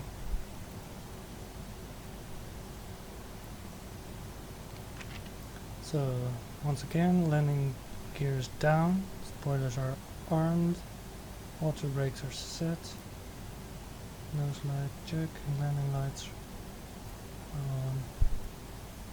Yes. We're good, we're on the glide slope, we're on the localizer. Austrian still 13, established on the ILS 25.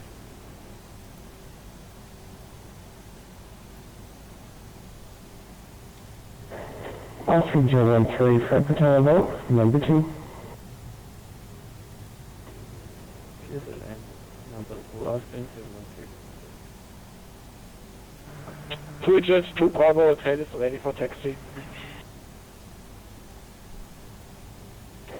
2J2 Bravo Tango, taxiing program mode 18 via November.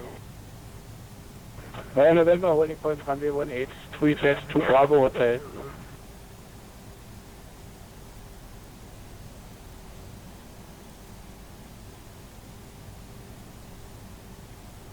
Still on a stable approach here. There's quite a lot of traffic around. Also one behind me. Not sure exactly where, but there he is. Hopefully heading to a different runway. 2,500.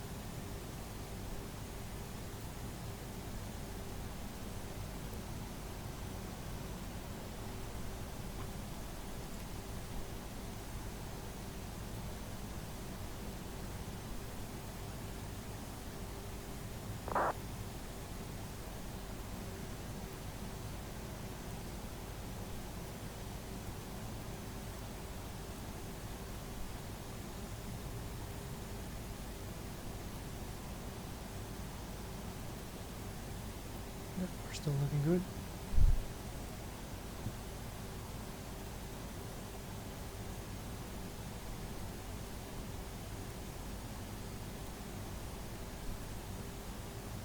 I'll try and make a manual landing at the end.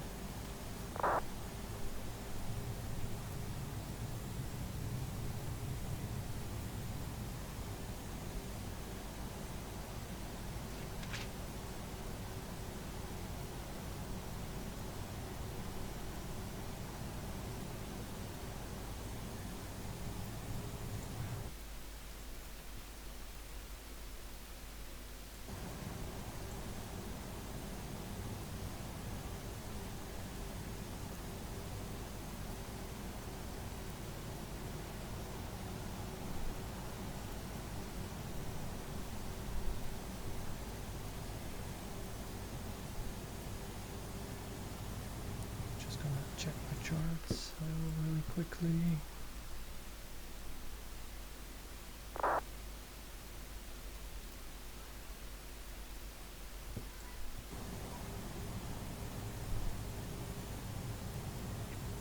Frankfurt Tower, good afternoon, Lufthansa 456 with you, gate Alpha 5, request Alpha clearance to Denmark.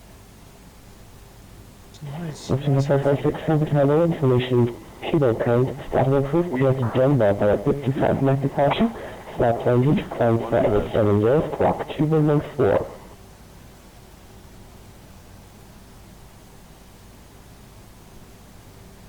Lufthansa 446 is cleared to Denver by 55 Mike departure, initially climb flight level 70 and the squawk again please.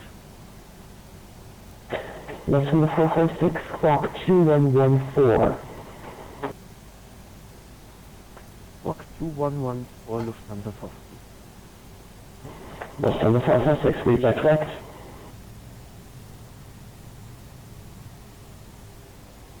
Going to manual.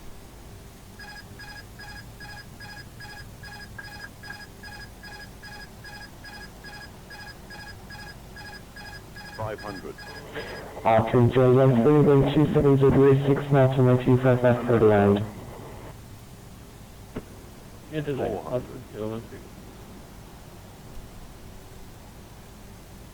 Minimum Tower, guten Tag, das ist 132 und 300. 19 Small correction. Stuttgart. Lufthansa 132, Frankfurt Audio, information to request, all approved, good Stuttgart, Army, here, Lima departure of 500, climb 4,000 feet, squawk 1,000. Jetzt Stuttgart, initial Lima departure, initial climb 4,000 feet and squawk 70, 1,000.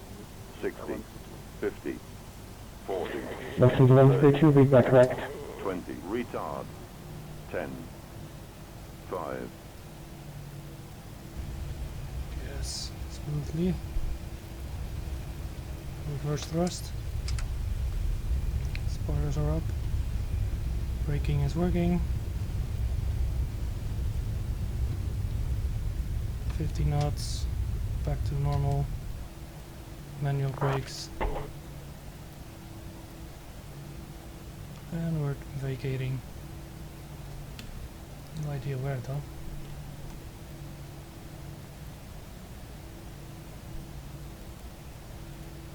That was a rather good landing, I think.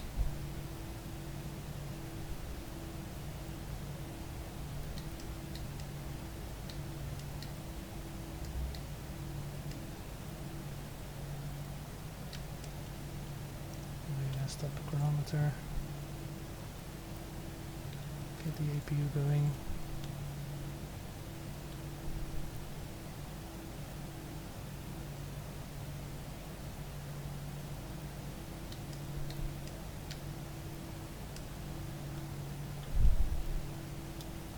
Turn off some lights.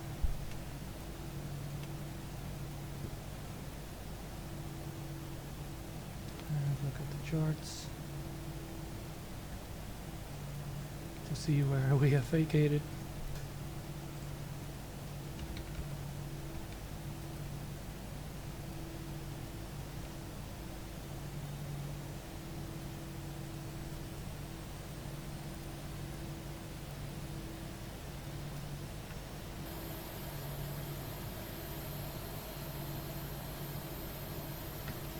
Frankfurt Tower, KLM 937 vacated 25 right at Papa 16.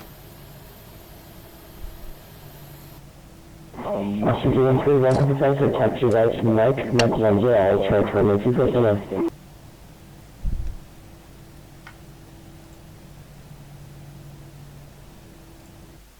Oh, I could not hear anything of that actually.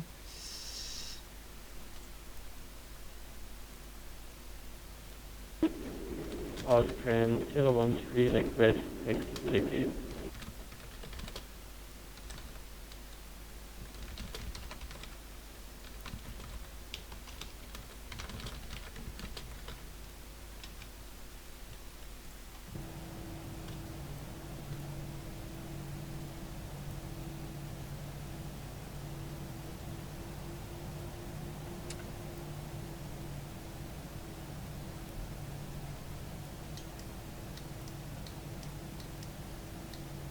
Just getting my taxi instructions just now.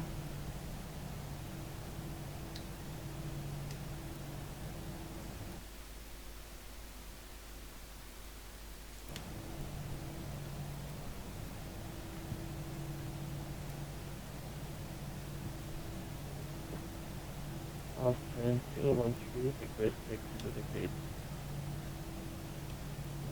Confirm.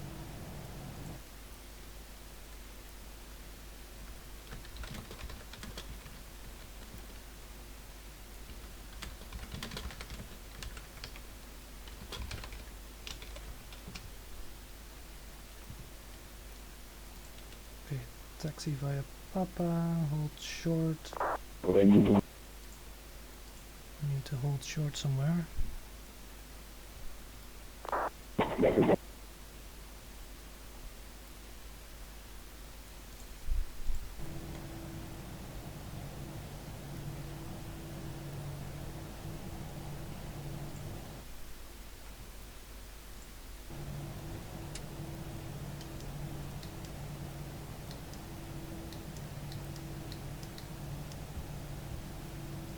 November 1 years.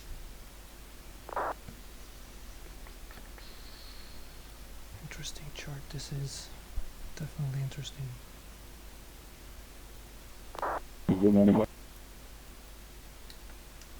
Oh wait, I see, it's on the left here actually, like this. There we go.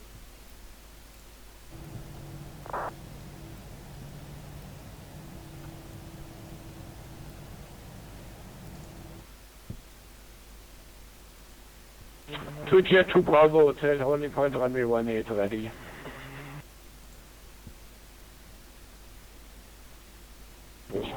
Two Bravo Tango, wind 270 6 knots and a 1 clear takeoff. Runway 18 clear for takeoff. Two Jet 1 Bravo Hotel.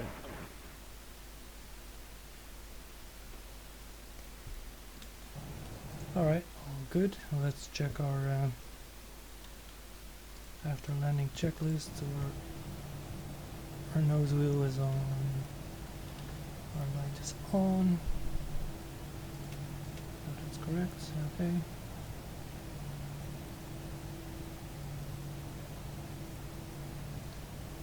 Strobe lights can go off as well.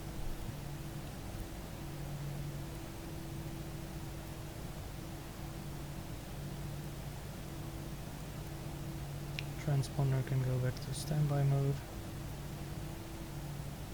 Our flaps can be retracted now. The spoilers can be retracted as well.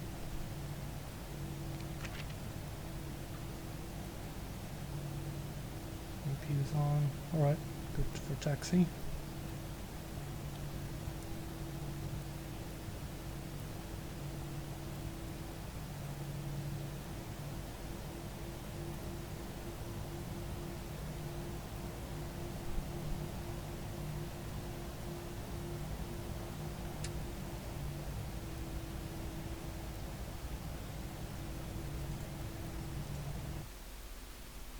This is a rather long taxiway.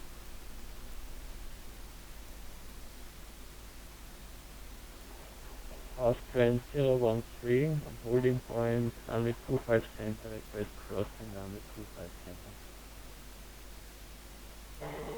Washington 13, cross runway 256 on west side, taxi gate, Alpha 23 via November 5.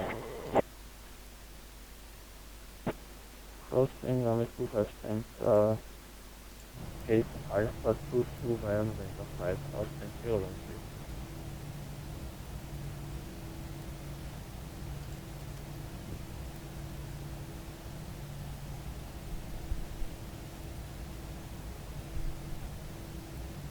Oh, we're actually gonna cross the highway here, aren't we?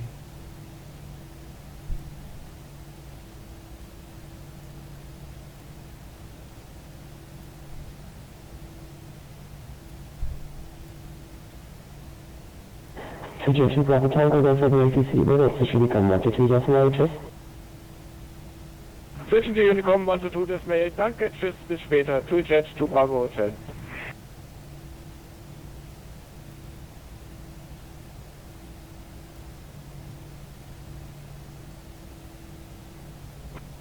Number 132 request taxi.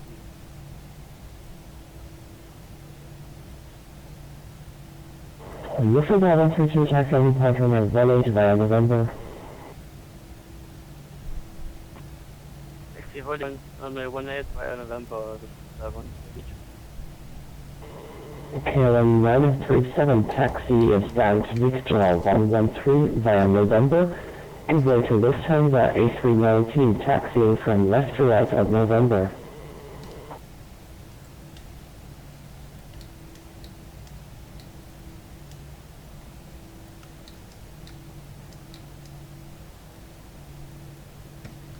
Say again for KLM 937. KLM 937 taxis down to Victor 117 via November. Give way to Lufthansa A319 taxiing from left to right at November. Taxi to stand Victor 117. Give way to Lufthansa at November, and then November KLM 937.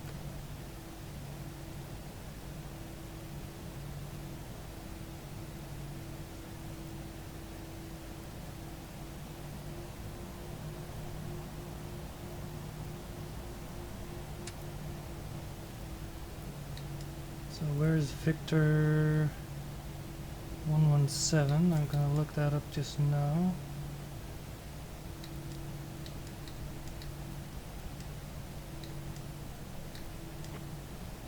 Frankfurt Tower, good afternoon, Lufthansa Cargo A340, with you, radio check. Lufthansa Cargo A340, Frankfurt Tower, hello, AD545. Lufthansa Cargo A340, requesting airfield clearance to Tel Aviv beside. Lufthansa Cargo A340, information Kilo code start approved, clear Tel Aviv via number 8 departure, flight 100, clear 4000 feet, squawk 2112.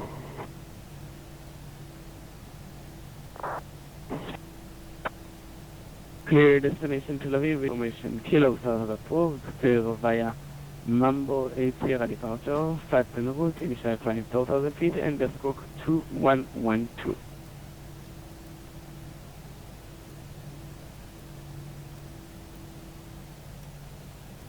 Just gonna have to look up Lufthansa Cargo A340. Lufthansa Cargo A340, read that quick. Lufthansa 123 wind 27036 knots, runway 18 first takeoff. Let's just take off runway 18.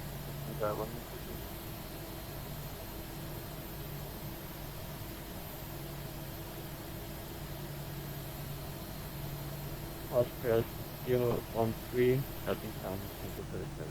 Oops, fair enough. Oscar 013 down the speed, top.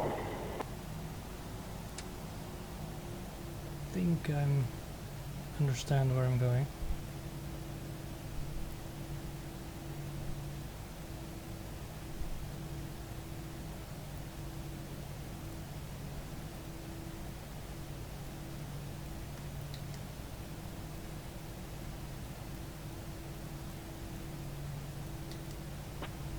Frankfurt Tower, hello again, die Leipzig Airline Papa Zulu, established ILS 25 left.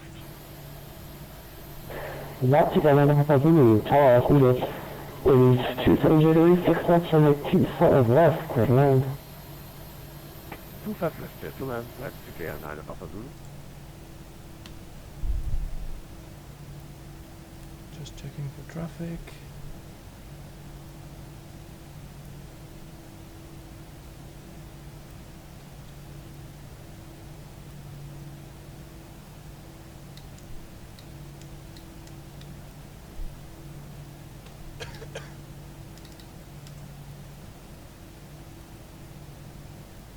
I think the other plane has already passed this point.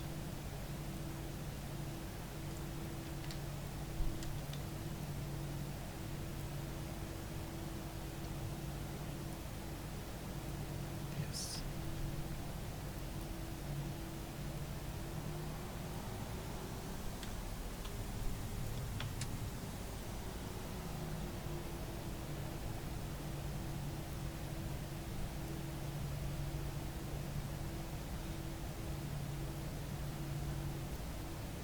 Time to look for our nice little stand for today.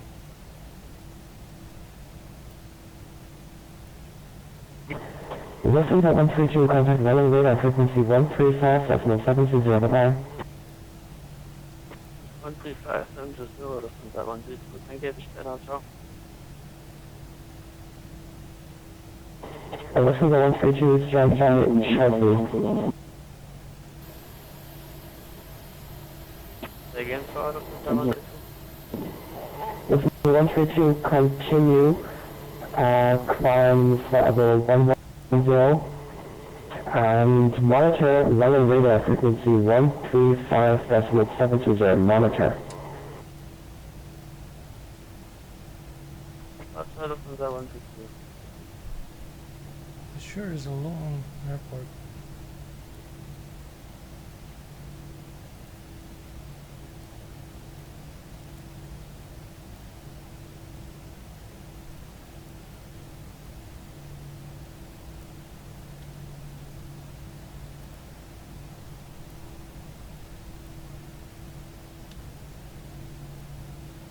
We have a little bend coming up and then we'll soon reach our gate.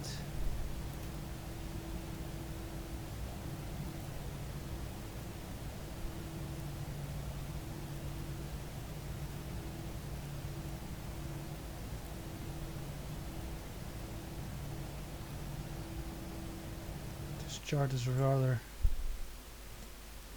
a little complex to see which part belongs to which part because it's all divided up. But I think I got it.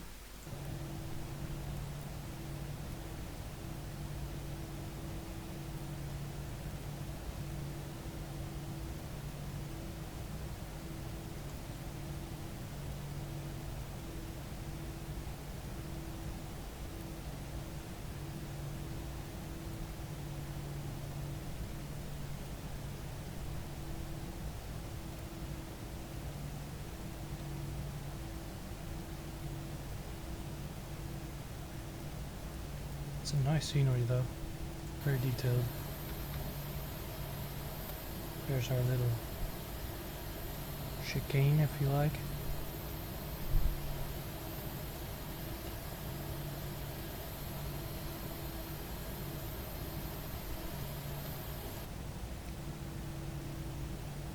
Oh, little truck, get out of the way. Yeah, he's gonna pass right underneath, no problem whatsoever. So one aircraft on final.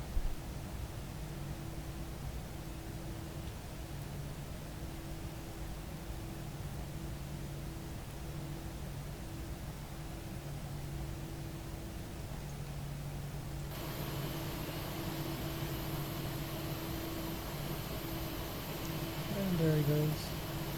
Looks like it's climbable landing.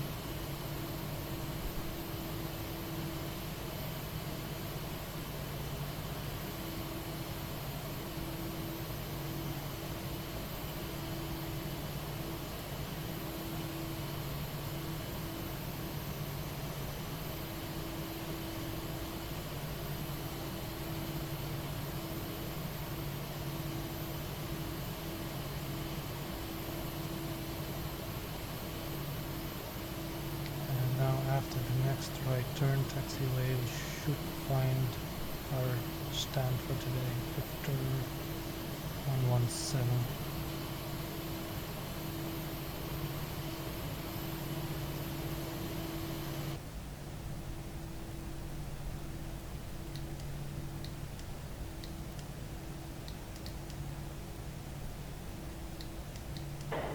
That's again, you will come in Frankfurt, taxiway to Mike 8 hold runway 25 center. Right into Mike 8, hold short to first center, left to Jan and above the roof.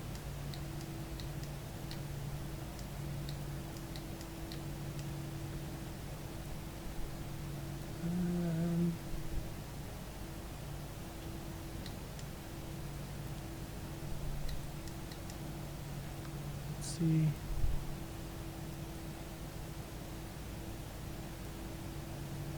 There we go, Victor.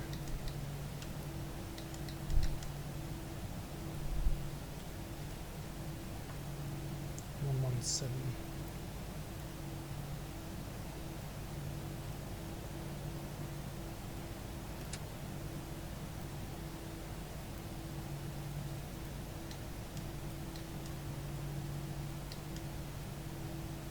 wonder if there's a stop system here.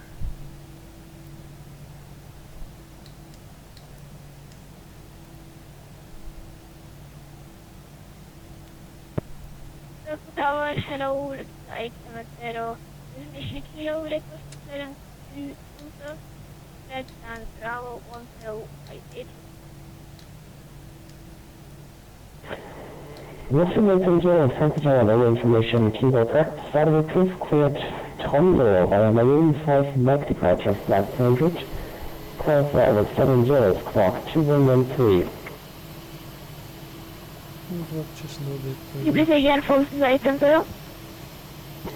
Vatsim 830, information, Kilo count, started proof, cleared destination Tondo via Marine 5 Mac departure, flight 100, climb forward 70, clock 2113. And there we go, we're all in position. We set the parking brake. And we can start powering our things down. So, turn off the engines.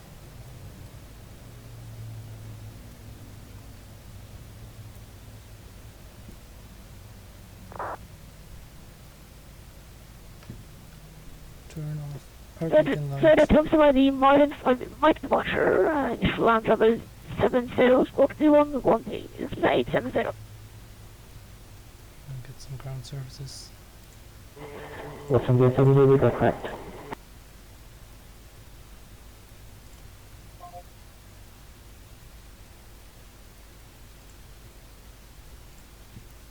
And it's time to open the doors.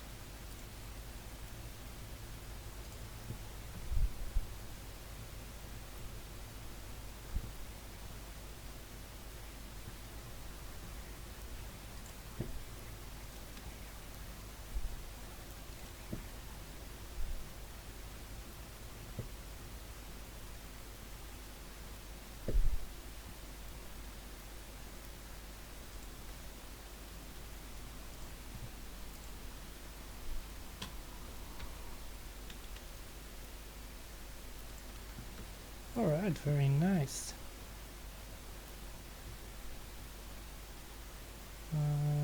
Radio can go off, transponders already on standby. This we can turn off as well.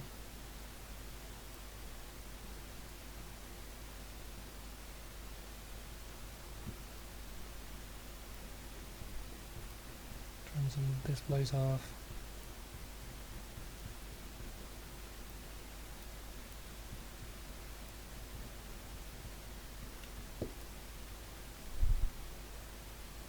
And finally turn this off and the batteries, and the plane is powered down. Well, it was a rather good flight, especially a good landing, I must say, and a bit of a navigation mess in the approach phase, which included a rapid descent, but otherwise it was rather nice. If anyone has any questions, I'll be online for about 2-3 more minutes and gladly answer anything. Hello Ryan.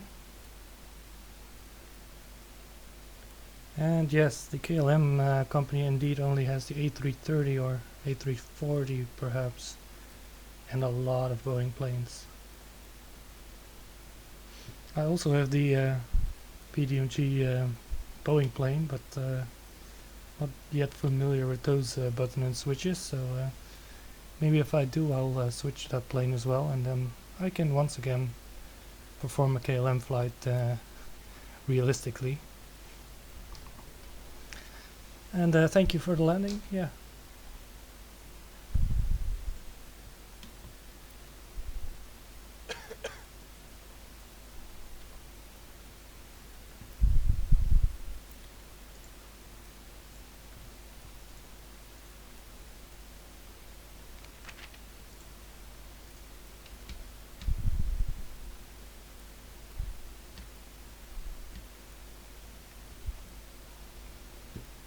Never did go to this airport before, so it was a bit of a hassle with the charts.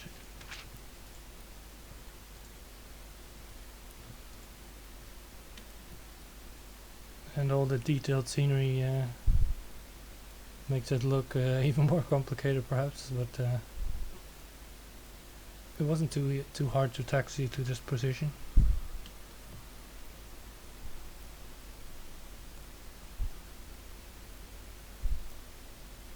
Alright, the cockpit video, well, that turns off automatically if you disconnect the power.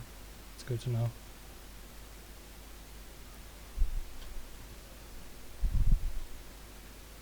So the other pilot that we met in the air actually landed right in front of us. I'm gonna check if he had a good landing.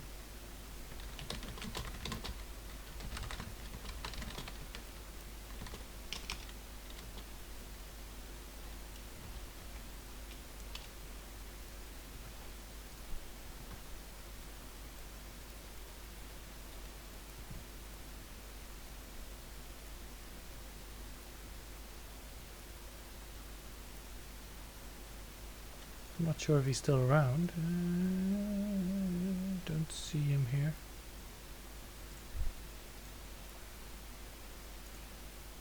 Couple of other planes. Mostly still at the gate.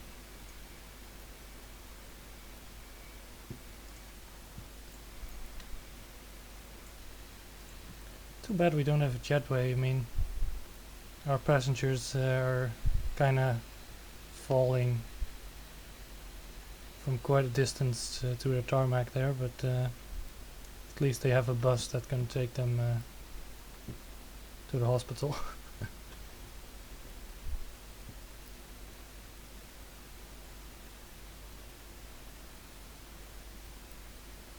The best thing you can do to learn to fly, I think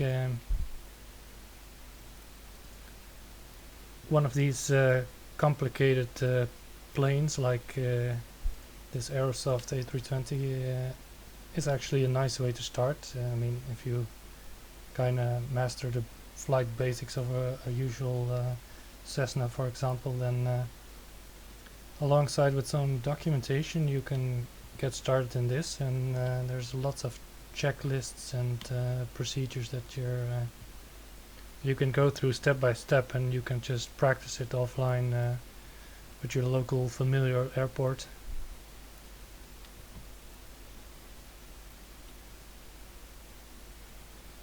And yeah, and inside FSX there's also a decent training program basically. It has some small bugs in it, like even if you do it perfectly you can still not get the rating or get your mission done, so to speak. And of course having a joystick also helps a lot. I used to fly a lot on the mouse, and you kinda get used to it, but you never really get the precision of a simple joystick. Especially for minor corrections, it's very useful.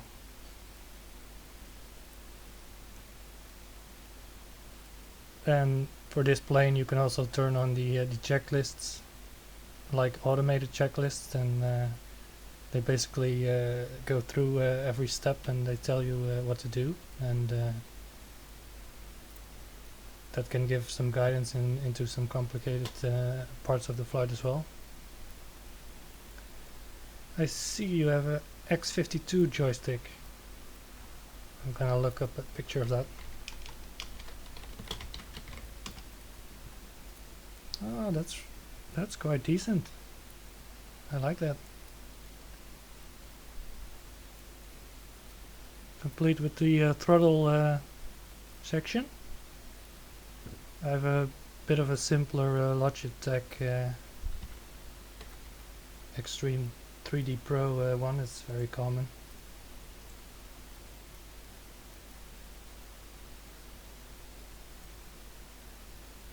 Ah yeah, that's the exact one I have, Ryan. I actually bought it on the internet for only 10 euros. So it's second-handed, but it works perfectly. So it doesn't have to be expensive at all, but it really helps.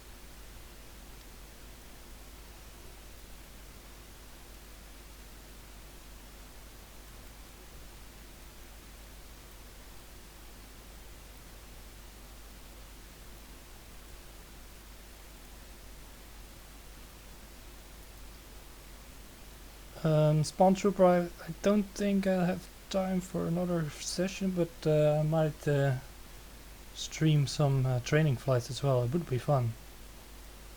I still have to complete a few of those, so might as well stream it, right? And Ryan, I'm from the Netherlands. Maybe my accent gives that away. Guessing from your name, you could be from the Netherlands as well.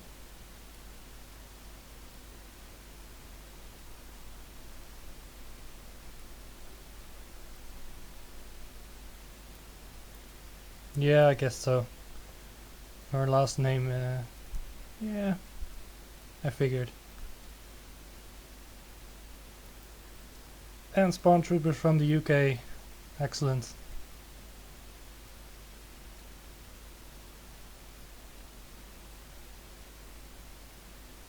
You must forgive my occasional bad English.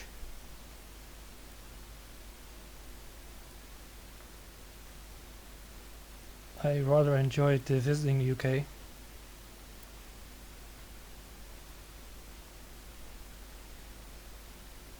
I've only been at one UK airport in real life though. That's gotta be Gatwick.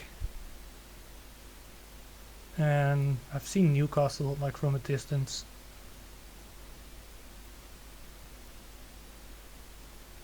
And the closest airport to my own home is EHGG, which is Groningen in the north of the Netherlands. It has about two runways, and some big planes land there as well, but they only have like three, four major flights a day.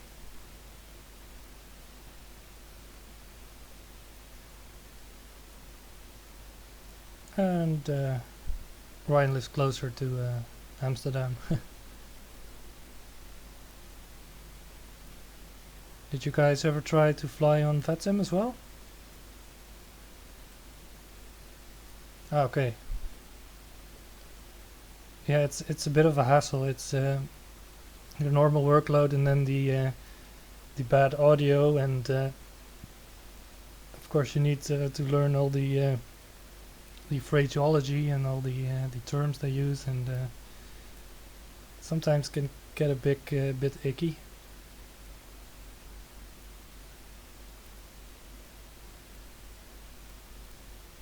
Yeah, I see, Ryan. That's a good idea to just get the basics going, and it's a lot of fun to just learn.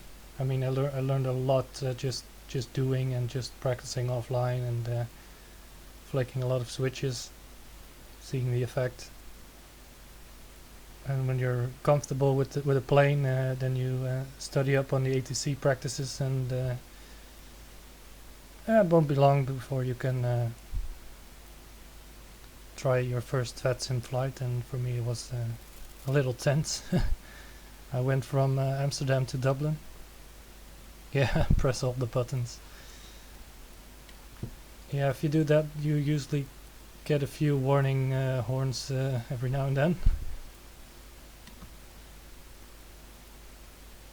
But the first rule, of course, is always to fly the plane, so that basically means looking out your window and getting the stick in your hand and control all the normal flight maneuvers, and the rest is secondary, basically.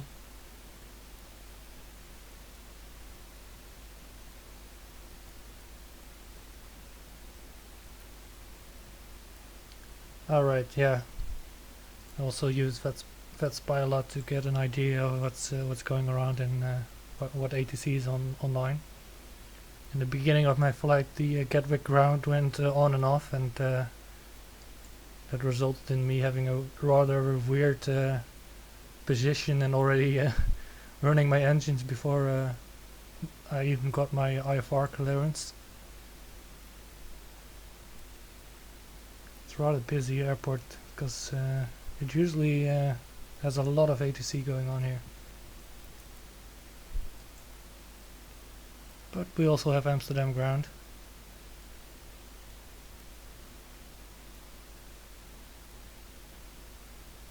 Yeah, 10 euros is quite doable, right? I mean, there are always a couple on Marktplaats, or online marketplace in the Netherlands.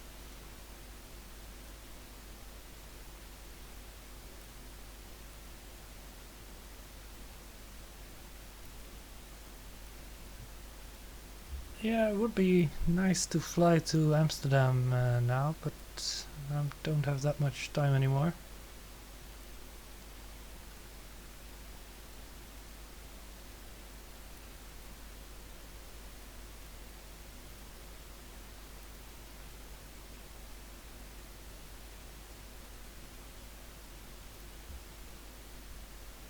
Is it far for you to pick up the joystick, Ryan?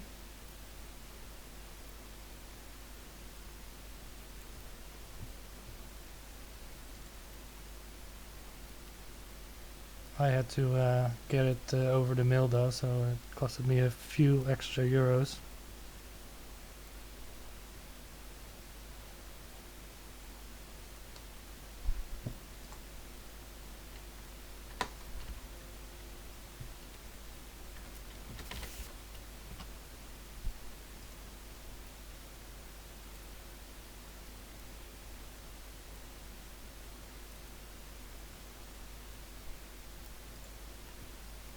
And this plane always comes with a lot of documentation, and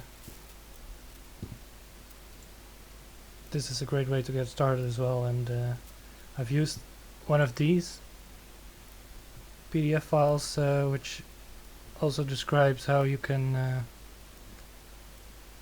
basically go through the checklist if you are in a shared cockpit configuration. So if one of you is the co-pilot, basically the first officer and the other is the captain, and then you can work together.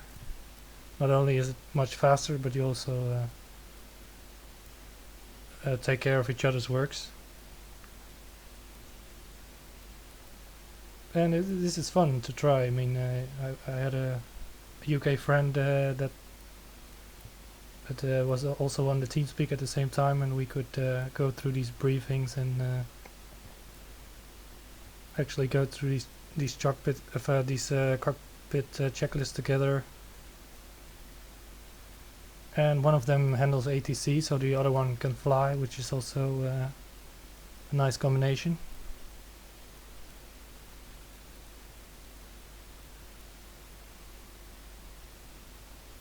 Yeah, there's quite a lot to do when you are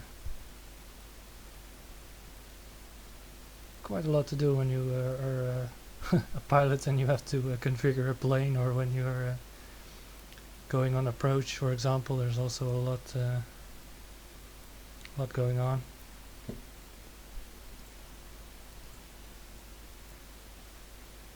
Sounds like a nice idea, Spawn Trooper. Feel free to add me on Steam if you want to. I can type my my user account in the or you can type it as well in the chat, and I'll definitely add you.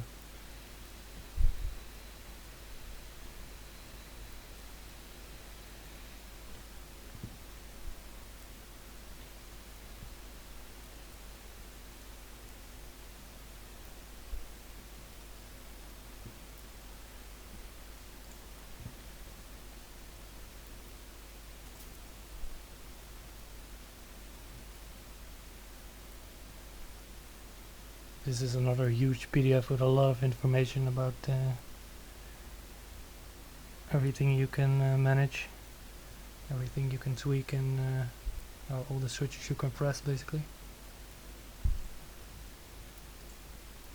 Thank you for your sub. I'm glad you did, and I'll be streaming more often, I think. This was actually my first one, so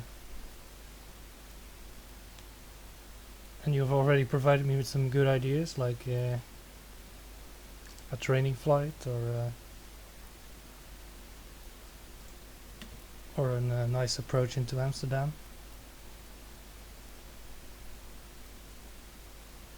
Yeah, I've got Skype as well, no problem.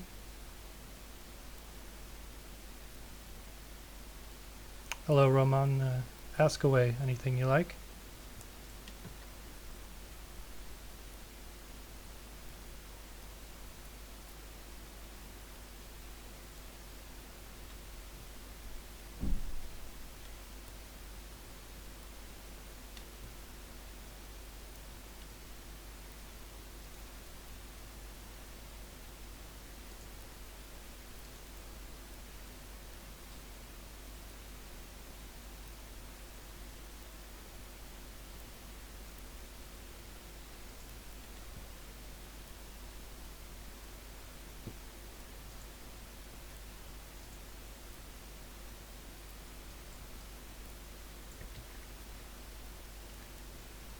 Roger that, Spawn Trooper. I will also just send you a message shortly after this stream.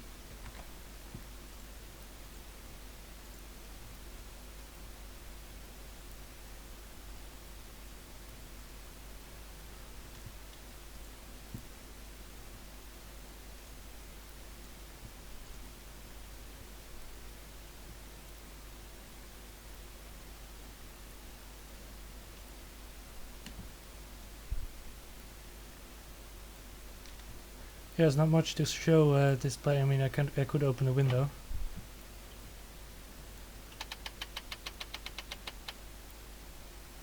I mean, the weather's great. A nice breeze of fresh air wouldn't hurt me at all.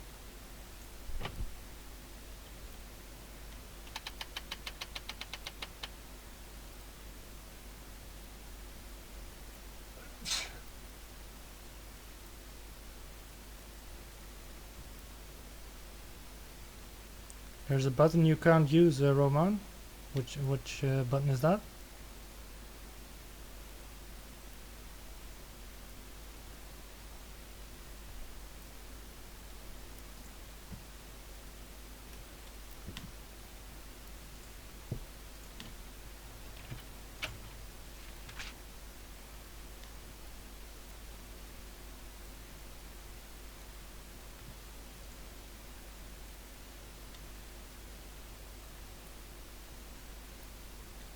Hello Ollie, yeah, I've already landed here, not too long ago. I've already actually powered down the plane and I'm still talking apparently. I came from Gatwick.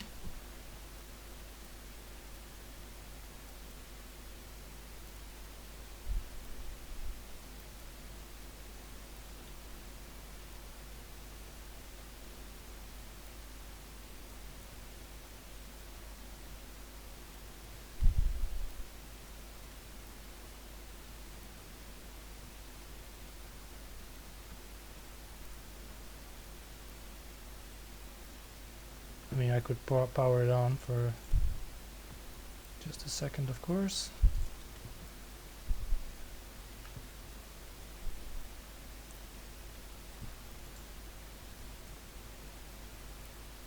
Looks like we used about 4 tons of, I mean 3.5 tons of fuel basically. And we still have about 15 passengers aboard. Originally we had 99.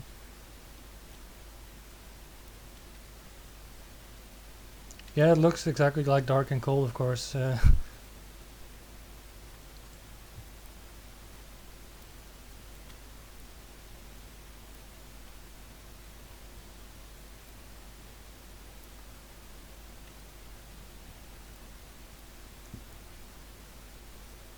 Interestingly enough, I did never turn off the seatbelt signs, which means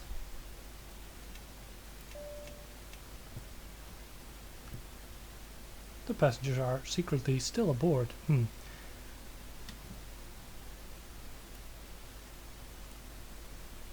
As I concluded earlier, that might have been a good idea because We have no stair or jetway, so they would fall. I guess it's about 5 meters at least. It's hard to guess.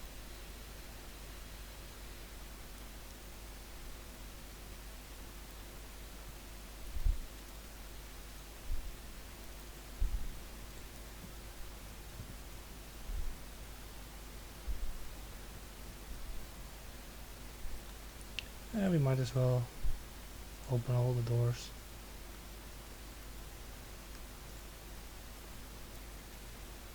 $18 feet. Yikes. Yeah, that's a lot more than 5 meters, I think. 18 feet.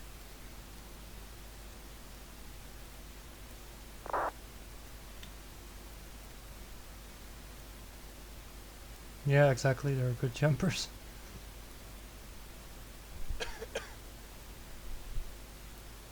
Alright. I think it's time to call it a day for now. From ground to top of door, yeah. That's not something I want to try actually.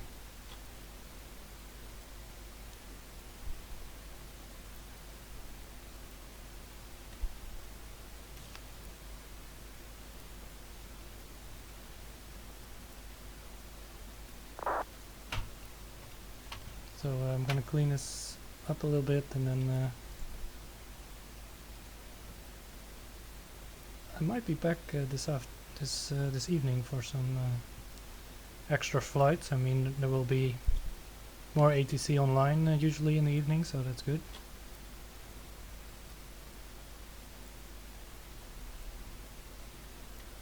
And of course, Amsterdam is one of my favorite airports.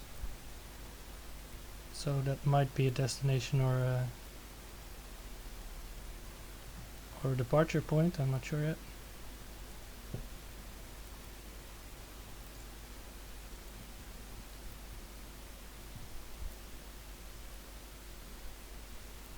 Yeah, it's getting busy. Okay guys, I want to thank you a lot for watching, and I'll definitely send a PM or two around, and I hope you tune in for next stream, and I'll see you then.